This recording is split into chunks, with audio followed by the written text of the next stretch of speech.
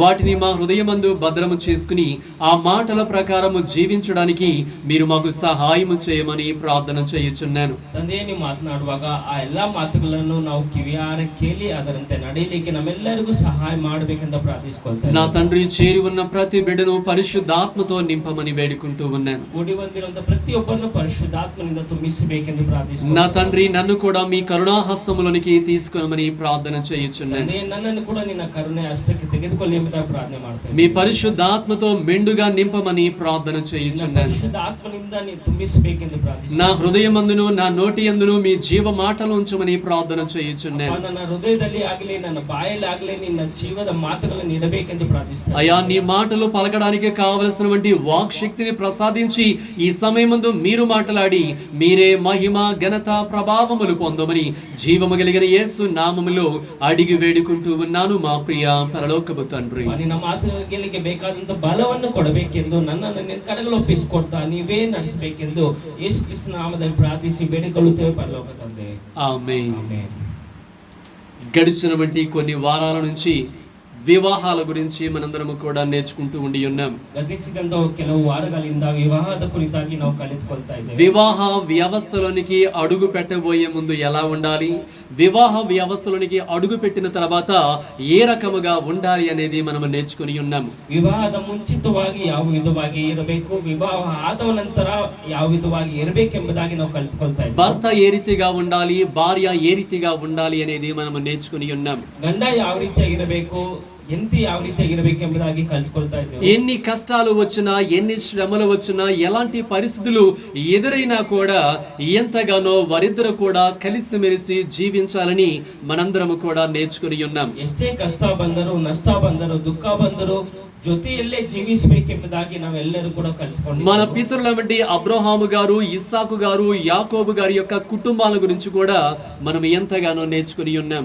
ನಮ್ಮ ಪಿತೃಗಳಾದ ಅಬ್ರಹಾಮನಾಗಲಿ, ಯಾಕೋಬ ಆಗಲಿ, ಇಸಾಕ್ ಆಗಲಿ ಅವರ ಕುರಿತಾಗಿ ಕೂಡ ನಾವು ಕಲಿತುಕೊಂಡಿದ್ದೇವೆ. వారి జీవితంలో ఎన్నో ఇబ్బందికరమైన పరిస్థితులు ఎదురై ఉండి ఉన్నవి. ಅವರ ಜೀವಿತದಲ್ಲಿ ಎಷ್ಟೋ ಕಷ್ಟಕರವಾದ ದಿನಗಳು ಬಂದಿವೆ. ఎంతగానో వాళ్ళిద్దరూ కూడా కలిసే మెలిసే జీవించిన వారిగా ఉండి ಎಷ್ಟೋ ಆಳವಾಗಿ ಅವರಿಬ್ಬರು ಕೂಡ ಒಂದೇ ರೀತಿಯಲ್ಲಿ ಜೀವಿಸುವುದಾಗಿ ನಾವು ನೋಡಿದ್ದೇವೆ. ఒకటే మన జీవితంలో ఒకే భర్త, ఒకే భార్య అనే విషయాన్ని గుర్తుపెట్టుకోవాలి. ನಮ್ಮ ಜೀವಿತದಲ್ಲಿ ಒಂದೇ ಹೆಂಡತಿ, ಒಂದೇ ಗಂಡ ಎಂಬುದಾಗಿ ನಾವು ತಿಳಿದುಕೊಳ್ಳಬೇಕು. ఒక్కసారి వివాహం జరిగిన తర్వాత నువ్వు ఉండవలసినది నీ భర్త దగ్గరనే నేర్చుకుని ఉన్నావు. ಒಂದು ಬಾರಿ ಮದುವೆ ಆದ್ರೆ, ವಿವಾಹವಾದರೆ ನಿನ್ನ ಗಂಡ ನಿನ್ನ ಹೆಂಡತಿ ಒಟ್ಟಿಗೆನೇ ಇರಬೇಕಂತ ఆ భార్య భర్తలు ఎప్పుడు కూడా వేరే వారి మాటలు వినకూడదని కూడా నేర్చుకుని ఉన్నావు. ಗಂಡ ಹೆಂಡತಿಗಳಾಗಲಿ ಬೇರೆಯವರ ಮಾತುಗಳನ್ನು ಕೇಳಬಾರದು. ఎందుకంటే వారితో మాట్లాడడానికి దేవుడు వారి మధ్యకు వచ్చేవాడిగా ఉన్నాడని నేర్చుకుని ఉన్నాము. ಯಾಕಂದ್ರೆ ಅವರ ಮಧ್ಯದಲ್ಲಿ ದೇವರು ಮಾತನಾಡಕ್ಕೆ ಬರ್ತಾರೆ ಎಂಬುದಾಗಿ ನಾವು భార్య భర్తలు ఎప్పుడు కూడా కరుణాపీఠం పైన బట్టి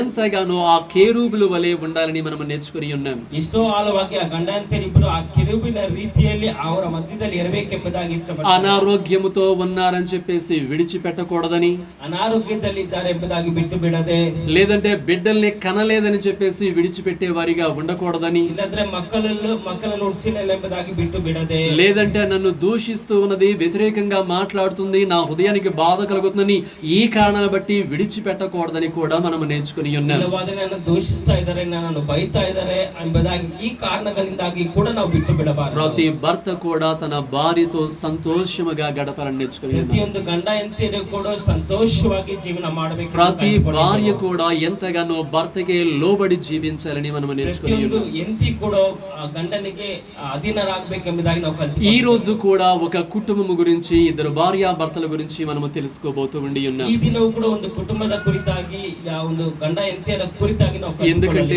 మన కుటుంబాలు ఎలా ఉండాలో తెలుసుకుందాము, అందులో దాగి ఉన్న దీవెనలు మనందరము కూడా పొందుకుందాం. ಯಾಕಂದ್ರೆ ನಮ್ಮ ಕುಟುಂಬಗಳು ಯಾವ ರೀತಿಯಾಗಿ ಇರಬೇಕೋ ನಾವು ಕಲಿತುಕೊಳ್ಳೋಣ, ಅದರಲ್ಲಿರುವಂತಹ ಆಶೀರ್ವಾದವನ್ನು ಕಲಿತುಕೊಳ್ಳೋಣ. ఎందుకంటే ఇప్పటి వరకు నేను ఏ కుటుంబాలు, ఏ వ్యక్తుల గురించి చెప్పి ఉన్నానో వారు పరిశుద్ధమైన గ్రంథంలో బహు బహుగా దీవింపబడిన వారు. ಯಾಕಂದ್ರೆ ಇಲ್ಲಿವರೆಗೂ ಕೂಡ ನಾನು ಯಾವ ಕುಟುಂಬಗಳ ಕುರಿತಾಗಿ ಹೇಳಿದ್ನೋ ಆ ಪರಿಶುದ್ಧ ಗ್ರಂಥದಲ್ಲಿ ಬಹಳವಾಗಿ ಆಶೀರ್ವಾದಪಟ್ಟಂತ ఆ భార్యాభర్తల మధ్య ప్రేమ, ఐక్యత, సమాధానము ఉండి ఉన్నది కాబట్టి ఎంతగానో ఒకరిని ఒకరు అర్థం చేసుకుని వెళుతున్నారు కాబట్టి దేవుడు వారిని ఎంతగానో దీవించిన వాడిగా ಆ ఉన్నాడు. ಗಂಡ ಹೆಂಡತಿಯರ ಮಧ್ಯದಲ್ಲಿ ಐಕ್ಯತೆ ಇರೋದ್ರಿಂದ, ಪ್ರೀತಿ ಇರೋದ್ರಿಂದ, ಒಳ್ಳೆ ರೀತಿಯಲ್ಲಿ ಸಾಗಿಸುವುದರಿಂದಲೇ ಆ ಒಂದು ಕುಟುಂಬ మన ఆశీర్వాదం ఏదో పరిగెత్తుకుండా ఆఫీసుకు వెళ్ళి ఉదయం నుంచి సాయంకాలం దాకా చేస్తే వచ్చేది కాదండి. ನಮ್ಮ ಆಶೀರ್ವಾದ ಅಂದ್ರೆ ಆಫೀಸ್ಗೆ ಹೋಗಿ ಬೆಳಗಿಂದ ಸಾಯಂಕಾಲವರೆಗೂ ದುಡಿದು ಬರುವ నీ భార్యతోనూ నీ భర్తతోనూ సంతోషముగా ఉంటే, ఐక్యత కలిగి ఉంటే, ప్రేమగా ఉంటే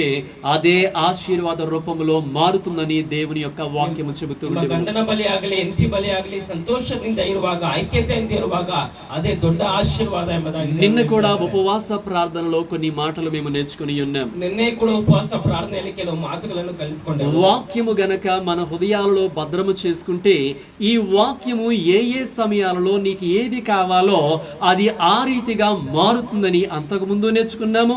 గడిచిన దినములో కూడా మనం నేర్చుకుని ఉన్నాం. ವಾಕ್ಯವನ್ನು ನಾವು ಭದ್ರವಾಗಿ ನಮ್ಮಲ್ಲಿ ಇಟ್ಟುಕೊಳ್ಳುವಾಗ ಯಾವ ಸಮಯಕ್ಕೆ ಏನೇನು ಬೇಕಾಗಿದೆಯೋ ಆ ಸಮಯಕ್ಕೆ ಸಿಗುತ್ತೆ ಎಂಬುದಾಗಿ ಮುಂಚಿತವಾಗಿ ಕಲಿತುಕೊಂಡೆವು. ನಿನ್ನೆ ಕೂಡ ಕಲಿತುಕೊಂಡಿದ್ದೇವೆ. కాబట్టి ప్రతి ఒక్కరు కూడా వాక్యాన్ని ప్రేమించండి, వాక్య ప్రకారము జీవించండి, వాక్యాన్ని హృదయం అనే పలక పైన లిఖించుకుని చక్కగా ఉండండి. నీ ప్రతి అవసరతను దేవుడు ఎంతగానో తీర్చివాడిగా ఉంటాడు. ಆದುದರಿಂದ ವಾಕ್ಯವನ್ನು ಗಟ್ಟಿಯಾಗಿ ಹಿಡಿದುಕೊಳ್ಳಿ, ಗಟ್ಟಿಯಾಗಿ ನಿಮ್ಮಲ್ಲಿ ಇಟ್ಟುಕೊಳ್ಳಿ, ನಿಮ್ಮ ಹೃದಯದ ಹಲಗೆ ಮೇಲೆ ಬರೆದಿಟ್ಟುಕೊಳ್ಳಿ. ಆ ವಾಕ್ಯವು ನಿಮ್ಮನ್ನು ಪ್ರತಿದಿನ ನಡೆಸ್ತದೆ. అందరికీ తెలుసు కదా వాక్యమే ఆశీర్వాదమై ఉన్నదని. ಎಲ್ಲರಿಗೂ ಕೂಡ ಗೊತ್ತಲ್ವಾ ವಾಕ್ಯವೇ ಆಶೀರ್ವಾದವಾಗಿದೆ ಎಂಬುದಾಗಿ. వాక్యమే ఆశీర్వాదమై ఉన్నది.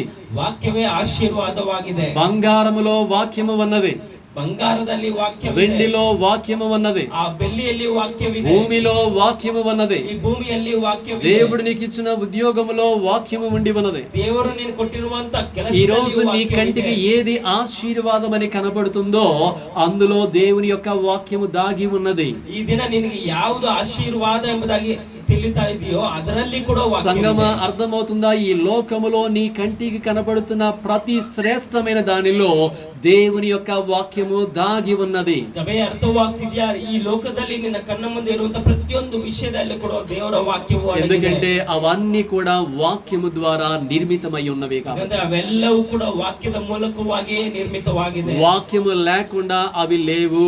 ವಾಕ್ಯವಿಲ್ಲದೆ ಅವುಗಳು ಇಲ್ಲ. వాక్యము ద్వారానే కలిగి ఉండి ఉన్నవి. ವಾಕ್ಯದ ಮೂಲಕವಾಗಿ కాబట్టి ఇప్పుడు మనము ఏం చేయాలి? దేనిని కలిగి ఉండాలి? దేన్ని ప్రేమించాలి? ಈಗ ನಾವು ಏನ್ ಮಾಡಬೇಕು? ಏನನ್ನು ಇಟ್ಕೊಳ್ಳಬೇಕು? ಏನನ್ನು ನಮ್ಮಲ್ಲಿ ಹೊಂದಿಕೊಳ್ಳಬೇಕು?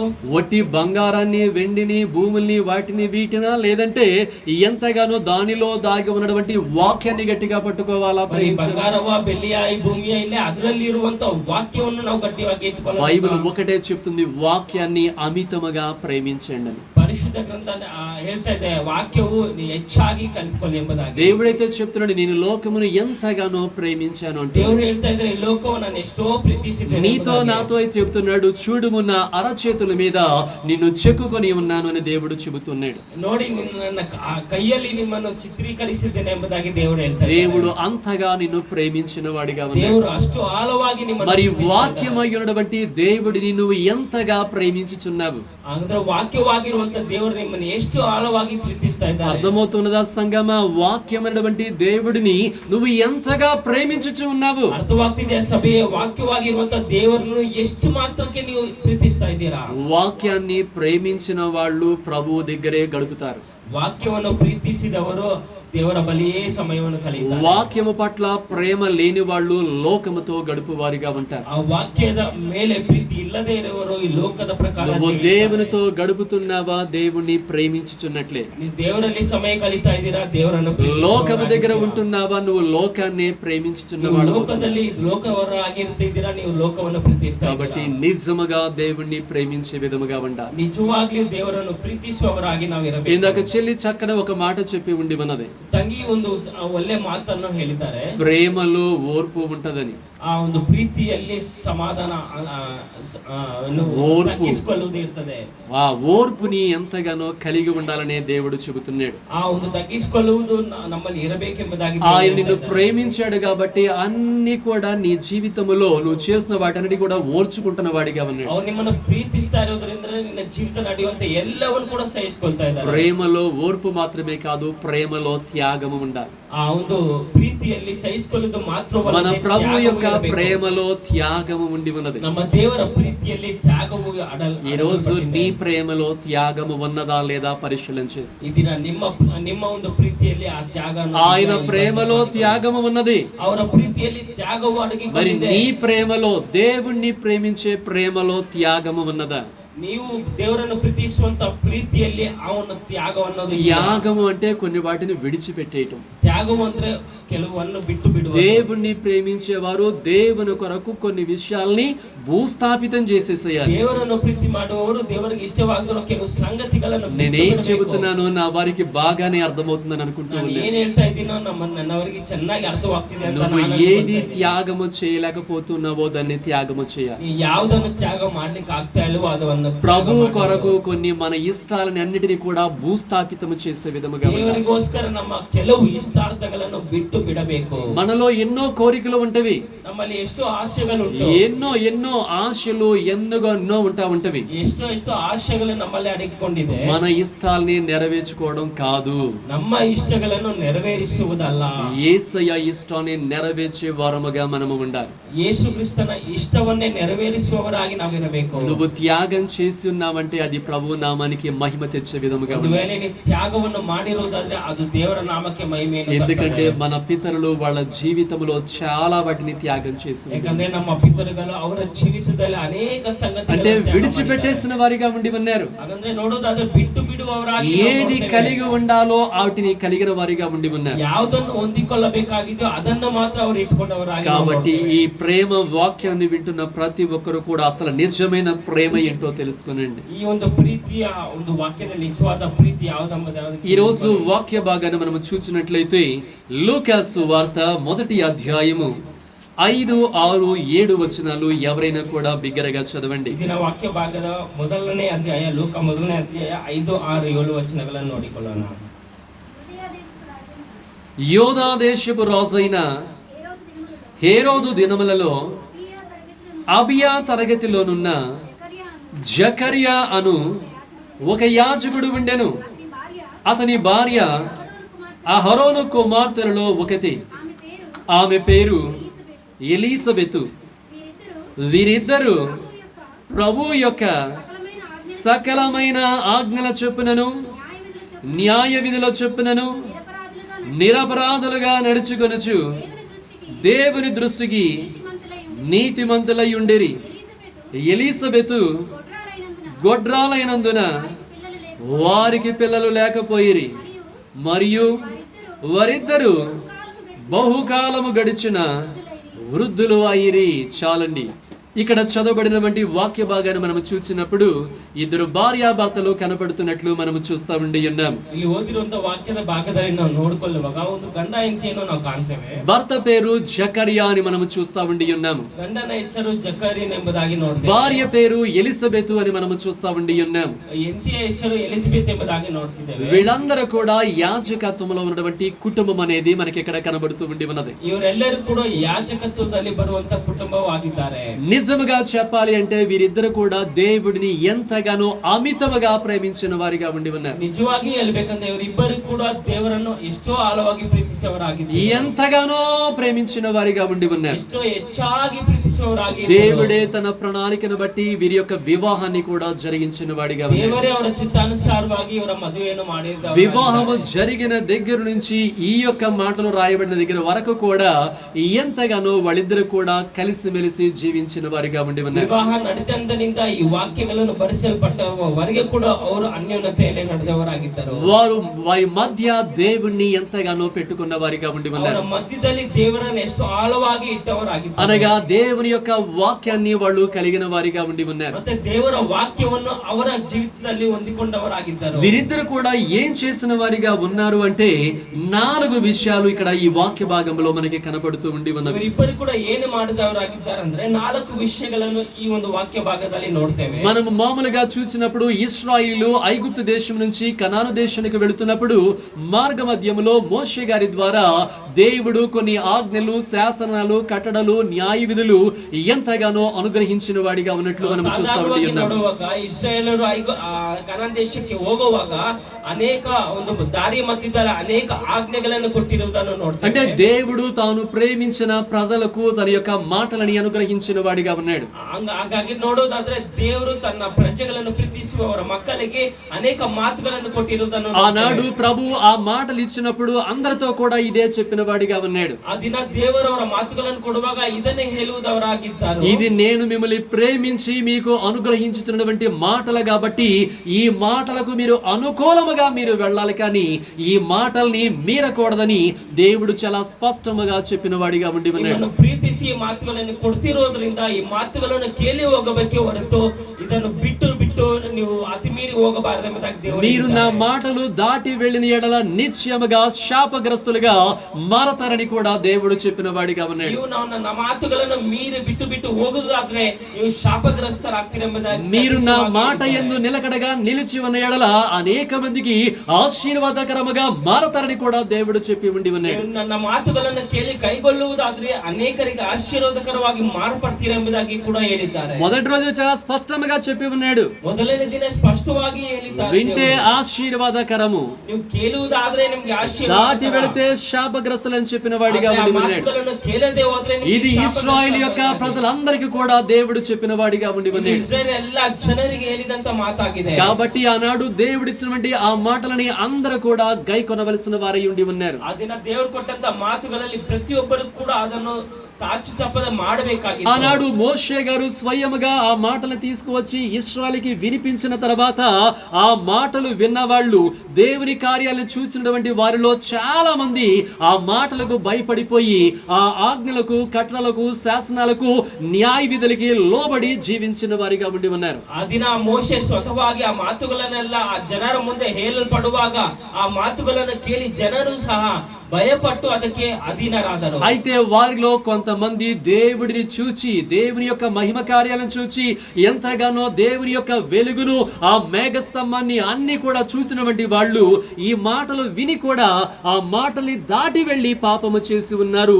వారందరూ కూడా ఆ అరణ్యములోనే రాలిపోయినట్లు చూస్తా ఉండి ఉన్నాం. ಆದರೆ ಆ ಸಮಯದಲ್ಲಿ ಕೆಲವು ಜನರು ಅಂತ ಅದ್ಭುತ ಕಾರ್ಯಗಳನ್ನು, ಮೇಘಸ್ತಂಭವನ್ನು, ಅಗ್ನಿಸ್ತಂಭವನ್ನು ಆ ಮಾಡಿದಂತ ಎಲ್ಲಾ ಕಾರ್ಯಗಳನ್ನು ನೋಡಿದರೂ ಸಹ ಆ ಮಾತಿಗೆ ವಿಧೇಯರಾಗದೆ ಹೋದ್ರಿಂದ ಆ ಅರಣ್ಯದಲ್ಲೇ ಅವರು ಹತಸಾಕ್ಷಿಯಾದರು. ఆనాడు వారితో చెప్పినటువంటి ప్రభువే ఈ రోజు నీతో నాతో చెప్పుచున్న వాడిగా ఉన్నాడు. ఆ ದಿನ ಆ ಜನರಿಗೆ ಹೇಳಿದಂತ ದೇವರೇ ಇಂದು ನಮಗೂ ಕೂಡ ಹೇಳ್ತಾ నేను ಇದ್ದಾರೆ. నీతో మాట్లాడుతున్నప్పుడు నా మాటలు విని నా మాటల ప్రకారం నువ్వు నడుచుకొని ఉన్నావా, నీవు బ్రతుకుతావు, ఆశీర్వాదకరముగా మారతావని దేవుడు చెబుతూ ఉండి ఉన్నాడు. ನನ್ನ ಮಾತುಗಳನ್ನು ಕೇಳಿ ಅದನ್ನು ಕೈಗೊಂಡು ನಡೆಯುವುದಾದ್ರೆ ನೀವು ಬದುಕುತ್ತೀಯಾ ಮತ್ತೆ ಆಶೀರ್ವಾದನ ಹೊಂದ್ಕೊಂತೀಯಾ ಎಂಬುದಾಗಿ ದೇವರು ಹೇಳ್ತಾ ಇದ್ದಾರೆ. నీవు నా మాటలు విని కూడా నా మాటల ప్రకారం జీవించకపోతే నిశ్చయముగా చచ్చేదవు అని దేవుడు చెప్పుచున్న వాడిగా ನನ್ನ ఉన్నాడు. ಮಾತುಗಳನ್ನು ಕೇಳಿ ಸಹ ಅದರಂತೆ ನಡೆದೇ ಹೋದ್ರೆ ನಿಜವಾಗ್ಲೂ ಸತ್ತು ಹೋಗ್ತೀಯ ಎಂಬುದಾಗಿ ದೇವರು ಹೇಳ್ತಾ ಇದ್ದಾರೆ. నిశ్చయముగా శాపగ్రస్తమైన స్థితిలోనికి వెళతావని దేవుడు చెబుతున్నాడు. నిశ్చయವಾಗಿ ಶಾಪಗ್ರಸ್ತನಾದ ಸ್ಥಿತಿಗೆ ನೀನು ಹೋಗ್ತೀಯ ಎಂಬುದಾಗಿ ದೇವರು ಹೇಳ್ತಾ కాబట్టి ಇದ್ದಾರೆ. ఇక్కడ ఉన్నటువంటి మనందరము కూడా ఆశీర్వాదకరముగా వెళదామా, శాపగ్రస్తమైన జనాంగముగా మిగిలిపోదామా? ಆದ್ರಿಂದ ನಾವಿಲ್ಲಿ ಕೂಡಿ ಬಂದಿರೋಂತ ನಾವೆಲ್ಲರೂ ಆಶೀರ್ವಾದಕರವಾಗಿ ನಾವು ಮಾರ್ಪಡೋಲ್ವಾ ಇಲ್ಲ ಶಾಪಗ್ರಸ್ತರಾಗಿ ಮಾರ್ಪಡೋಲ್ವಾ? దేవుడైతే చెబుతున్నాడు, మీరు ఆశీర్వాదానికి వారసులుగడిగే నేను మిమ్మల్ని పిలిచి ఉన్నాను ఇక్కడికి అంటున్న వాడిగా ఉన్నాడు. ದೇವರೇ ಸ್ವತಃ ಹೇಳ್ತಾ ಇದ್ದಾರೆ, ಆಶೀರ್ವಾದವಾಗಿ ವಾರಸುದಾರರಾಗಿ ಇರಬೇಕೆಂದು ನಿಮ್ಮನ್ನು ಕರೆದಿದ್ದೇನೆ ಎಂಬುದಾಗಿ. ఆనాడు మోషే గారిని పిలిచి రా, నా దగ్గరికి రా అని పిలిచి మాట్లాడిన దేవుడు ఈ రోజు ఈ సన్నిధానానికి పిలిచి నీతో మాట్లాడుతున్న వాడిగా ఉండి ఉన్నాడు. ಮೋಶೆಯನ್ನು ಕರೆದು ನನ್ನ ಬಳಿಗೆ ಬಾ ಎಂಬುದಾಗಿ ಕರೆದಂತ ದೇವರು ಸಹ ಈ ದಿನ ಕೂಡ ನಮ್ಮನ್ನು ಕರೀತಾ ಇದ್ದಾರೆ. నా మాట మాటలు మీరు ఆలకించిన ఎడల మీకు ఎంతో మేలు అని దేవుడు చెబుతూ ఉండి ನನ್ನ ఉన్నాడు. ಮಾತುಗಳನ್ನು ಕೇಳಿದ ಸಮಯದಲ್ಲಿ ನಿಮ್ಗೆ ಎಷ್ಟು ಆಶೀರ್ವಾದಕರ. కాబట్టి సంగమ, చిన్న బిడ్డలారా, పెద్దలారా, వృద్ధులారా అందరూ కూడా దేవుని యొక్క వాక్యాన్ని వినండి, మేలులు పొందుకోనండి, వాక్య ప్రకారము జీవించి వారిగా ముందుకు సాగండి. ಆದ್ದರಿಂದ ಸಭೆ, ಮಕ್ಕಳೇ, ಯವನಸ್ಥರೇ, ವೃದ್ಧರೇ ಎಲ್ಲರೂ ಕೂಡ ಆ ವಾಕ್ಯವನ್ನು, ಆ ಒಂದು ಮಾತುಗಳನ್ನು ಕೇಳಿರಿ, ಅದರಂತೆ ನಡೆಯಿರಿ, ಆ ಆಶೀರ್ವಾದಗಳನ್ನು ಪಡೆದು. ఇక్కడ మనము చూచి ఉన్నప్పుడు ఈ భార్యాభర్తలు ఆనాడు దేవుడు మోషే గారి ద్వారా ఇచ్చినటువంటి ఆజ్ఞలను ఎంతగానో గైకుంటున్నారని పరిశుద్ధాత్మ దేవుడు వాక్యములో రాయించిన వాడిగా ఉన్నాడు. ಈ ವಾಕ್ಯವನ್ನು ಗಮನಿಸುವಾಗ ಆ ದಿನ ಮೋಶೆ ಕಾಲದಲ್ಲಿ ಕೊಟ್ಟಂತ ಮಾತುಗಳನ್ನು ಅವರು ಕೇಳಿ ಆಶೀರ್ವಾದವನ್ನು ಪಡೆದುಕೊಂಡ ಒಂದು ಸಂದರ್ಭವನ್ನು ಇಲ್ಲಿ ವಾಕ್ಯ ಲಿಖಿತವಾಗಿ ఆనాడు చూసిన వాళ్ళేమో నెరవేర్చలేదు, ಆ ದಿನ ನೋಡಿದವರೇನೋ ನೆರವೇರಿಸಲಿಲ್ಲ. చూడకుండా విన్నటువంటి వీళ్ళు ఎంతగానో సమస్తమైన ఆజ్ఞల ప్రకారం నడుచుకుంటూ ఉన్నారు. ನೋಡಿದಂತವರು ಇವರು ಅದನ್ನು ಕೇಳಿ ಆದ್ರೆ ಆ ವಾಕ್ಯದ ಪ್ರಕಾರ అక్కడ చక్కని మాట ఉండదు, సకలమైన ఆజ్ఞలు అనే మాటలే మనం చూస్తామండి. ಮಾತಿದೆ, ಸಕಲ ವಿಧವಾದ ಆಜ್ಞೆಗಳನ್ನು. మీ గ్రంథంలో ఉన్నదా లేదా? ప్రభు యొక్క సకలమైన ఆజ్ఞల చొప్పున వీరు నడుచుకుని ఉన్నారని దేవుడు చెబుతున్నాడు. ದೇವರ ಸಕಲ ವಿಧವಾದ ಆಜ್ಞೆಯ ಕುರಿತಾಗಿ ಇವರು ನಡೆದುಕೊಂಡಿದ್ದಾರೆ ಎಂಬುದಾಗಿ ವಾಕ್ಯ. మనకి ఆజ్ఞలు అనేపాటికి గుర్తొచ్చేది ఏంటంటే 10 ఆజ్ఞలు. ನಮಗೆ ಆಜ್ಞೆ ಎಂಬುದಾಗಿ ನೆನಪು ಬರುವುದೇನೆಂದ್ರೆ 10 ಆಜ್ಞೆ. ఆజ్ఞలలో ఈ 10 ఆజ్ఞలు ప్రధానమైనవి. ఆజ్ఞೆಗಳಲ್ಲಿ ಈ ಒಂದು 10 ఆజ్ఞೆಗಳన్నದು ಮೊದಲ దాని తర్వాత ఇంకా అనేకమైనటువంటి ఆజ్ఞలు కూడా దేవుడిచ్చిన వాడిగా ఉండి ఉన్నాడు. ಆದಮೇಲೆ ಅನೇಕ ಆಜ್ಞೆಗಳನ್ನು ಕೂಡ ದೇವರು ಸಹ ಕೊಟ್ಟಿದ್ದಾರೆ. అందుకొరకే ఇక్కడ దేవుడు సకలమైన ఆజ్ఞలను వీరు గైకొని ఉన్నారని చెబుతున్న వాడిగా ఉన్నాడు. ಅದಕ್ಕಾಗಿ ದೇವರು ಹೇಳ್ತಾನೆ ಸಕಲ ವಿಧವಾದ ಆಜ್ಞೆಗಳನ್ನು ಇವರು ಕೈಗೊಂಡಿದ್ದಾರೆ ಎಂಬುದಾಗಿ. అంటే దేవుడు ధర్మశాస్త్రమందు ఏది రాయించిన వాడిగా ఉన్నాడో ప్రతి ఒక్క మాటలో వీళ్ళిద్దరు కూడా నిలబడిన వారిగా ఉన్నట్లు చూస్తా ఉండి ఉన్నారు. ಧರ್ಮಶಾಸ್ತ್ರದಲ್ಲಿ ಏನೇನು ಆಜ್ಞೆಗಳನ್ನು ಕೊಟ್ಟಿದ್ದಾರೋ ಅವೆಲ್ಲವನ್ನು ಇವರು ಪಾಲಿಸಿದ್ದಾರೆ ಎಂಬುದಾಗಿ ದೇವರು ಹೇಳ್ತಾ ಇದ್ದಾರೆ. ఈ ఆజ్ఞలలో మనకి బాగా తెలిసిన 10 ఆజ్ఞలు చెప్పండి త్వరగా. ಈ ఆజ్ఞೆಗಳಲ್ಲಿ నಮಗೆ ಗೊತ್ತಿರುವಂತ మొట్టమొదటి ఆజ్ఞ, నేను వరసనే వస్తా, చెప్పండి. ఒక్కొక్కడు ఒక్కొక్కటి చెప్తున్నారే.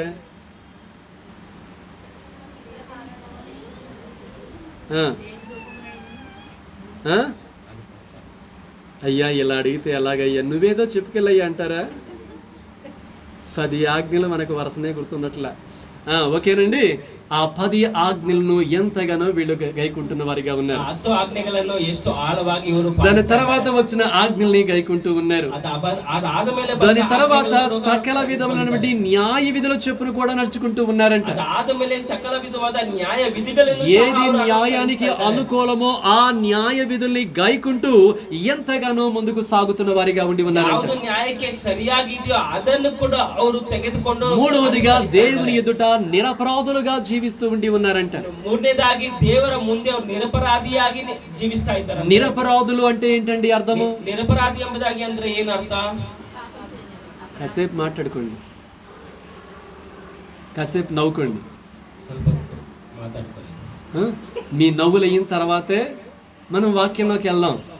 ನಿಮ್ಮ మాటలు ఆద్ಮೇಲೆనే ನಾವು దేవుడు నాకు ఇచ్చింది కొద్ది మంది అయినా కూడా జాగ్రత్తగా కాపాడుకోవాలనుకుంటున్నా. మీరు నవ్వుతా ఉంటుంటే, మీరు మాట్లాడుకుంటా ఉంటుంటే, ఎంతగానో ఒకరినొకరు ఇది చేసుకుంటా ఉంటుంటే నేను నడిపించబడలేను.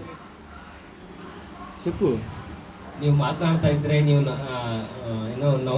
నవ్వుతా ఇದ್ರೆ ನಾನು ముందుకి. దేవుని సన్నిధానములో ఉన్నప్పుడు భయముతోను భక్తితోను శ్రద్ధగా మనందరము కూడా ఉండాలి. ದೇವರ ಸನ್ನಿಧಾನದಲ್ಲಿ ಇರುವಾಗ ಭಯದಿಂದ, ಭಕ್ತಿಯಿಂದ, ಶ್ರದ್ಧೆಯಿಂದ ನಾವಿರಬೇಕು. దేవుని సన్నిధానములో అయోగ్యముగా ఉన్నామా, ఎలాగో అల్లరితో ఆ రకంగా ఈ రకముగా ఉన్నామా, దేవుడు దెబ్బ కొట్టాడా అయిపోతాం మనమందరం కూడా. ದೇವರ ಸನ್ನಿಧಾನದಲ್ಲಿ ಅಯೋಗ್ಯವಾಗಿದ್ದೇವೋ, ಆ ರೀತಿ ಈ ರೀತಿಯಾಗಿದ್ದೇವೋ, ಆ ದೇವರು ಹೊಡೆದ್ರೆ మనము గడిపేదే దేవునితో కొద్ది నిమిషాలు, ఆ దినమైనా కూడా దేవునితో చక్కగా గడిపే విధంగా ఉండాలి. ದೇವರ ಒಂದು ಸನ್ನಿಧಾನದಲ್ಲಿ ಕಲಿಯೋದೇ ಸ್ವಲ್ಪ ಹೊತ್ತು, ಆ ಒಂದು ಸ್ವಲ್ಪ ಹೊತ್ತು. ఈ భార్యాభర్తలు నిరపరాధులుగా దేవుని ఎదుట ఉన్న వారిగా ఉన్నారు. ಗಂಡ ಹೆಂಡತಿಯರು ನಿರಪರಾಧಿಯಾಗಿ ದೇವರ ಮುಂದೆ ఏ విధమైనటువంటి పాపము చేయట్లేదని పరిశుద్ధాత్మ దేవుడు ಯಾವ ವಿಧವಾದ ಪಾಪವಿರೋ ಅವರ ಮುಂದೆ ಮಾಡ್ತಾ ಇಲ್ಲ. నాలుగోదిగా చెప్తున్నాడు, దేవుని దృష్టికి వీళ్ళు నీతిమంతులుగా కనపడుతూ ఉన్నారు. ನಾಲ್ಕನೇದಾಗಿ ಹೇಳ್ತಾ ಇದ್ದಾರೆ, ದೇವರ ದೃಷ್ಟಿಯನ್ನು ನೀತಿವಂತರಾಗಿ ಜೀವಿಸ್ತಾರೆ. ఎలా కనపడుతున్నారండి? దేవుని దృష్టికి నీతిమంతులుగా కనపడుతూ ఉండి ఉన్నారంటే ದೃಷ್ಟಿಗೆ ಹಾಗೆ ಕಾಣಿಸ್ತಾ ಇದ್ದಾರೆ, ముందుగా ನೀತಿವಂತರಾಗಿ సకల విధములైనటువంటి ఆజ్ఞలు గైకుంటూ ఉన్నారు, ಸಕಲ ವಿಧವಾದ ಆಜ್ಞೆಗಳನ್ನು ಅವರು ಕೈಗೊಂಡು న్యాయ విధులు గైకుంటూ ఉన్నారు, ಆ ನ್ಯಾಯ ವಿಧಿಗಳನ್ನು ಕೂಡ నిరపరాధులుగా ఉంటున్న వారిగా ఉన్నారు, ನಿರಪರಾಧಿಯಾಗಿ ಕೂಡ ಅವರು ఎంతగానో దేవుని దృష్టికి నీతిమంతులుగా జీవిస్తూ ఉండి ఉన్నారు. ಎಷ್ಟು ಆಳವಾಗಿ ನೀತಿವಂತರಾಗಿ ಅವರು అంటే ఏ విధమైన పాపం అనేది వారి జీవితాలనికి రాకుండా ఎంతగానో వారు తమ దేహాలని కలిగిన సమస్తాన్ని కూడా కాపాడుకుంటున్నారని బైబిల్ చెబుతూ ఉండి ఉన్నది. ಯಾವುದೇ ವಿಧವಾದ ಪಾಪವಾಗಲಿ ಅವರಿಗೆ ತಟ್ಟದ ಹಾಗೆ ಅವರ ಜೀವಿತವನ್ನು ಅವರ ದೇಹಗಳನ್ನು ಅವರು ಕಾದುಕೊಂಡಿದ್ದಾರೆ. ఎంతకాలం అండి పెళ్ళైన తర్వాత? ఒక సంవత్సరమా? ಎಷ್ಟು ಕಾಲ ಮದುವೆ ಆದ ನಂತರ? ಒಂದು ವರ್ಷ, లేదంటే ఒక 5 సంవత్సరాల, ಇಲ್ಲವಾದ್ರೆ ಒಂದು 5, లేదంటే ఒక 10 సంవత్సరాల, ಇಲ್ಲವಾದ್ರೆ ಒಂದು 10 ವರ್ಷ, ఒక 20 సంవత్సరాల? ಒಂದು 20 ವರ್ಷ. కానే కాదు, వాళ్ళు వృద్ధాప్యములో ఉన్నప్పుడు ఈ మాట రాయబడి ఉండి ఉన్నది. ಅಲ್ಲವೇ ಅಲ್ಲ, ಅವರು ವಯಸ್ಸಾದ ಒಂದು ಸಮಯದಲ್ಲಿ ವಾಕ್ಯವು ಬರೆಯಲ್ಪಟ್ಟಿದೆ. ఎంతగానో వారు బాల్య దినం నుంచి దేవునికి ఇష్టమైన వారిగా ఉండి ఉన్నారు. ಎಷ್ಟು ಆಳವಾಗಿ ಚಿಕ್ಕಂದಿನಿಂದಲೇ ಅವರಿಗೆ ದೇವರು మరి ముఖ్యంగా వివాహ వ్యవస్థలోనికి, కుటుంబ వ్యవస్థలోనికి వెళ్ళిన తర్వాత మరి ఎక్కువగా దేవునితో గడుపుతున్న వారిగా ఉండి ఉన్నారు. ವಿವಾಹ ದಿನಕ್ಕೆ ಬಂದಾಗ, ಆ ಒಂದು ವಿವಾಹದ ವಿಷಯಕ್ಕೆ ಬಂದಾಗ నేను చెబుతున్నటువంటి మాటలు జాగ్రత్తగా అందరూ కూడా ఆలకించండి. ನಾನು ಹೇಳುವ ಮಾತುಗಳು ಜಾಗರೂಕರಾಗಿ ಎಲ್ಲರೂ ಕೇಳ್ರಿ. వివాహాలు జరిగిన తర్వాత దేవునితో మరి ఎక్కువగా సన్నిహితముగా ఉన్న వారిగా ఉన్నారు. ಮದುವೆ ಆದ ಮೇಲೆ ಇನ್ನೂ ಹೆಚ್ಚಾಗಿ ದೇವರಲ್ಲಿ ಅವರು ಹೆಚ್ಚಾಗಿ ಸಮಯ. ఇప్పుడు లోకంలో మనము చర్చల్లో చూస్తుందంటే పెళ్లిళ్ళైన తర్వాత దేవునికి దూరంగా ఉంటున్నారు. ಆದ್ರೆ ಈ ಲೋಕದಲ್ಲಿ ನಾವು ಹೆಚ್ಚಾಗಿ ನೋಡುವುದೇನೆಂದ್ರೆ, పెళ్లికి ముందేమో దేవునికి దగ్గరగా, పెళ్ళైన తర్వాత ఏమో ఎంతగానో అక్కడికి దగ్గరగా. ಮದುವೆ ಮುಂಚೆ ದೇವರ ಹತ್ರ ಹೆಚ್ಚಾಗಿ, ಮದುವೆ ಆದ್ಮೇಲೆ ಇನ್ನೂ ಹೆಚ್ಚಾದ ಸಮಯ ಅಲ್ಲಿ. ప్రభుకి దూరంగా వెళ్తున్నాడు, అసలు పెళ్ళే వద్దు. ದೇವರಿಗೆ ದೂರ ಹೋಗ್ತಿದ್ವಿ ಅಂದ್ರೆ ಮದುವೆನೇ ಬೇಡ. ఎందుకంటే చాలా మంది ఇదే చెప్తున్నారు, మాకు పెళ్ళయింది, ఇంకా ఏముంది, మాకు కుటుంబం ఉంది, అది ఉంది, ఇది ఉంది అంటున్నారు. ತುಂಬಾ ಜನ ಈಗ ಹೇಳ್ತಿದ್ರೆ ನಮ್ಗೆ ಮದುವೆ ಆಗಿದೆ, ಕುಟುಂಬವಿದೆ. ఏది కూడా నిన్ను ప్రభు నుంచి దూరం చేయకూడదు. ಯಾವುದು ಕೂಡ ದೇವರಿಂದ ನಿನ್ನನ್ನು ದೂರ ಮಾಡಲಿಲ್ಲ. పరిశుద్ధమైన గ్రంథములో కొంతమంది యొక్క వివాహాలు ప్రభుకి దగ్గరగా చేసి ఉంది. ಪರಿಶುದ್ಧ ಗ್ರಂಥದಲ್ಲಿ ಕೆಲವು ಮದುವೆಗಳು ದೇವರ ಹತ್ತಿರ, అంతేగాని వివాహాలు ప్రభు నుంచి దూరముగా చేయలేదండి. ಆದ್ರೆ ಆ ಮದುವೆಯನ್ನು ದೇವರಿಗೆ ದೂರ ಮಾಡಲಿಲ್ಲ. వీరి యొక్క వివాహము జరిగిన దగ్గర నుంచి కూడా వృద్ధాప్యం వరకు వీళ్ళు ప్రభువుకి దగ్గరగా ఉన్నారని బైబిల్ చెబుతుంది. ಎಲ್ಲರ ಜೀವಿತದಲ್ಲಿ ಮದುವೆ ಆದ್ಮೇಲೆ ಅವರು ವಯಸ್ಸಾಗುವವರೆಗೂ ಕೂಡ ದೇವರ ಹತ್ತಿರಕ್ಕೆ ಇನ್ನೊಂದು ತೆಗೆದುಕೊಂಡು ಹೋಗಿದೆ. అబ్రహాము గారి కుటుంబము ప్రభువుకి దగ్గరగా ఉన్నదా, దూరంగా ఉందా? ಅಬ್ರಹಾಮ ಕುಟುಂಬ ದೇವರ ಹತ್ತಿರಕ್ಕೆ ಇತ್ತ ಇಲ್ಲ, ఆ కుటుంబము దేవునితో గడిపిందా లేదా ఎక్కువగా? ಆ ಕುಟುಂಬವು ದೇವರ ಹತ್ರ. ఇస్సాకు గారి యొక్క వివాహము దేవునికి దగ్గరగా చేసిందా, దేవునికి దూరముగా చేసిందా?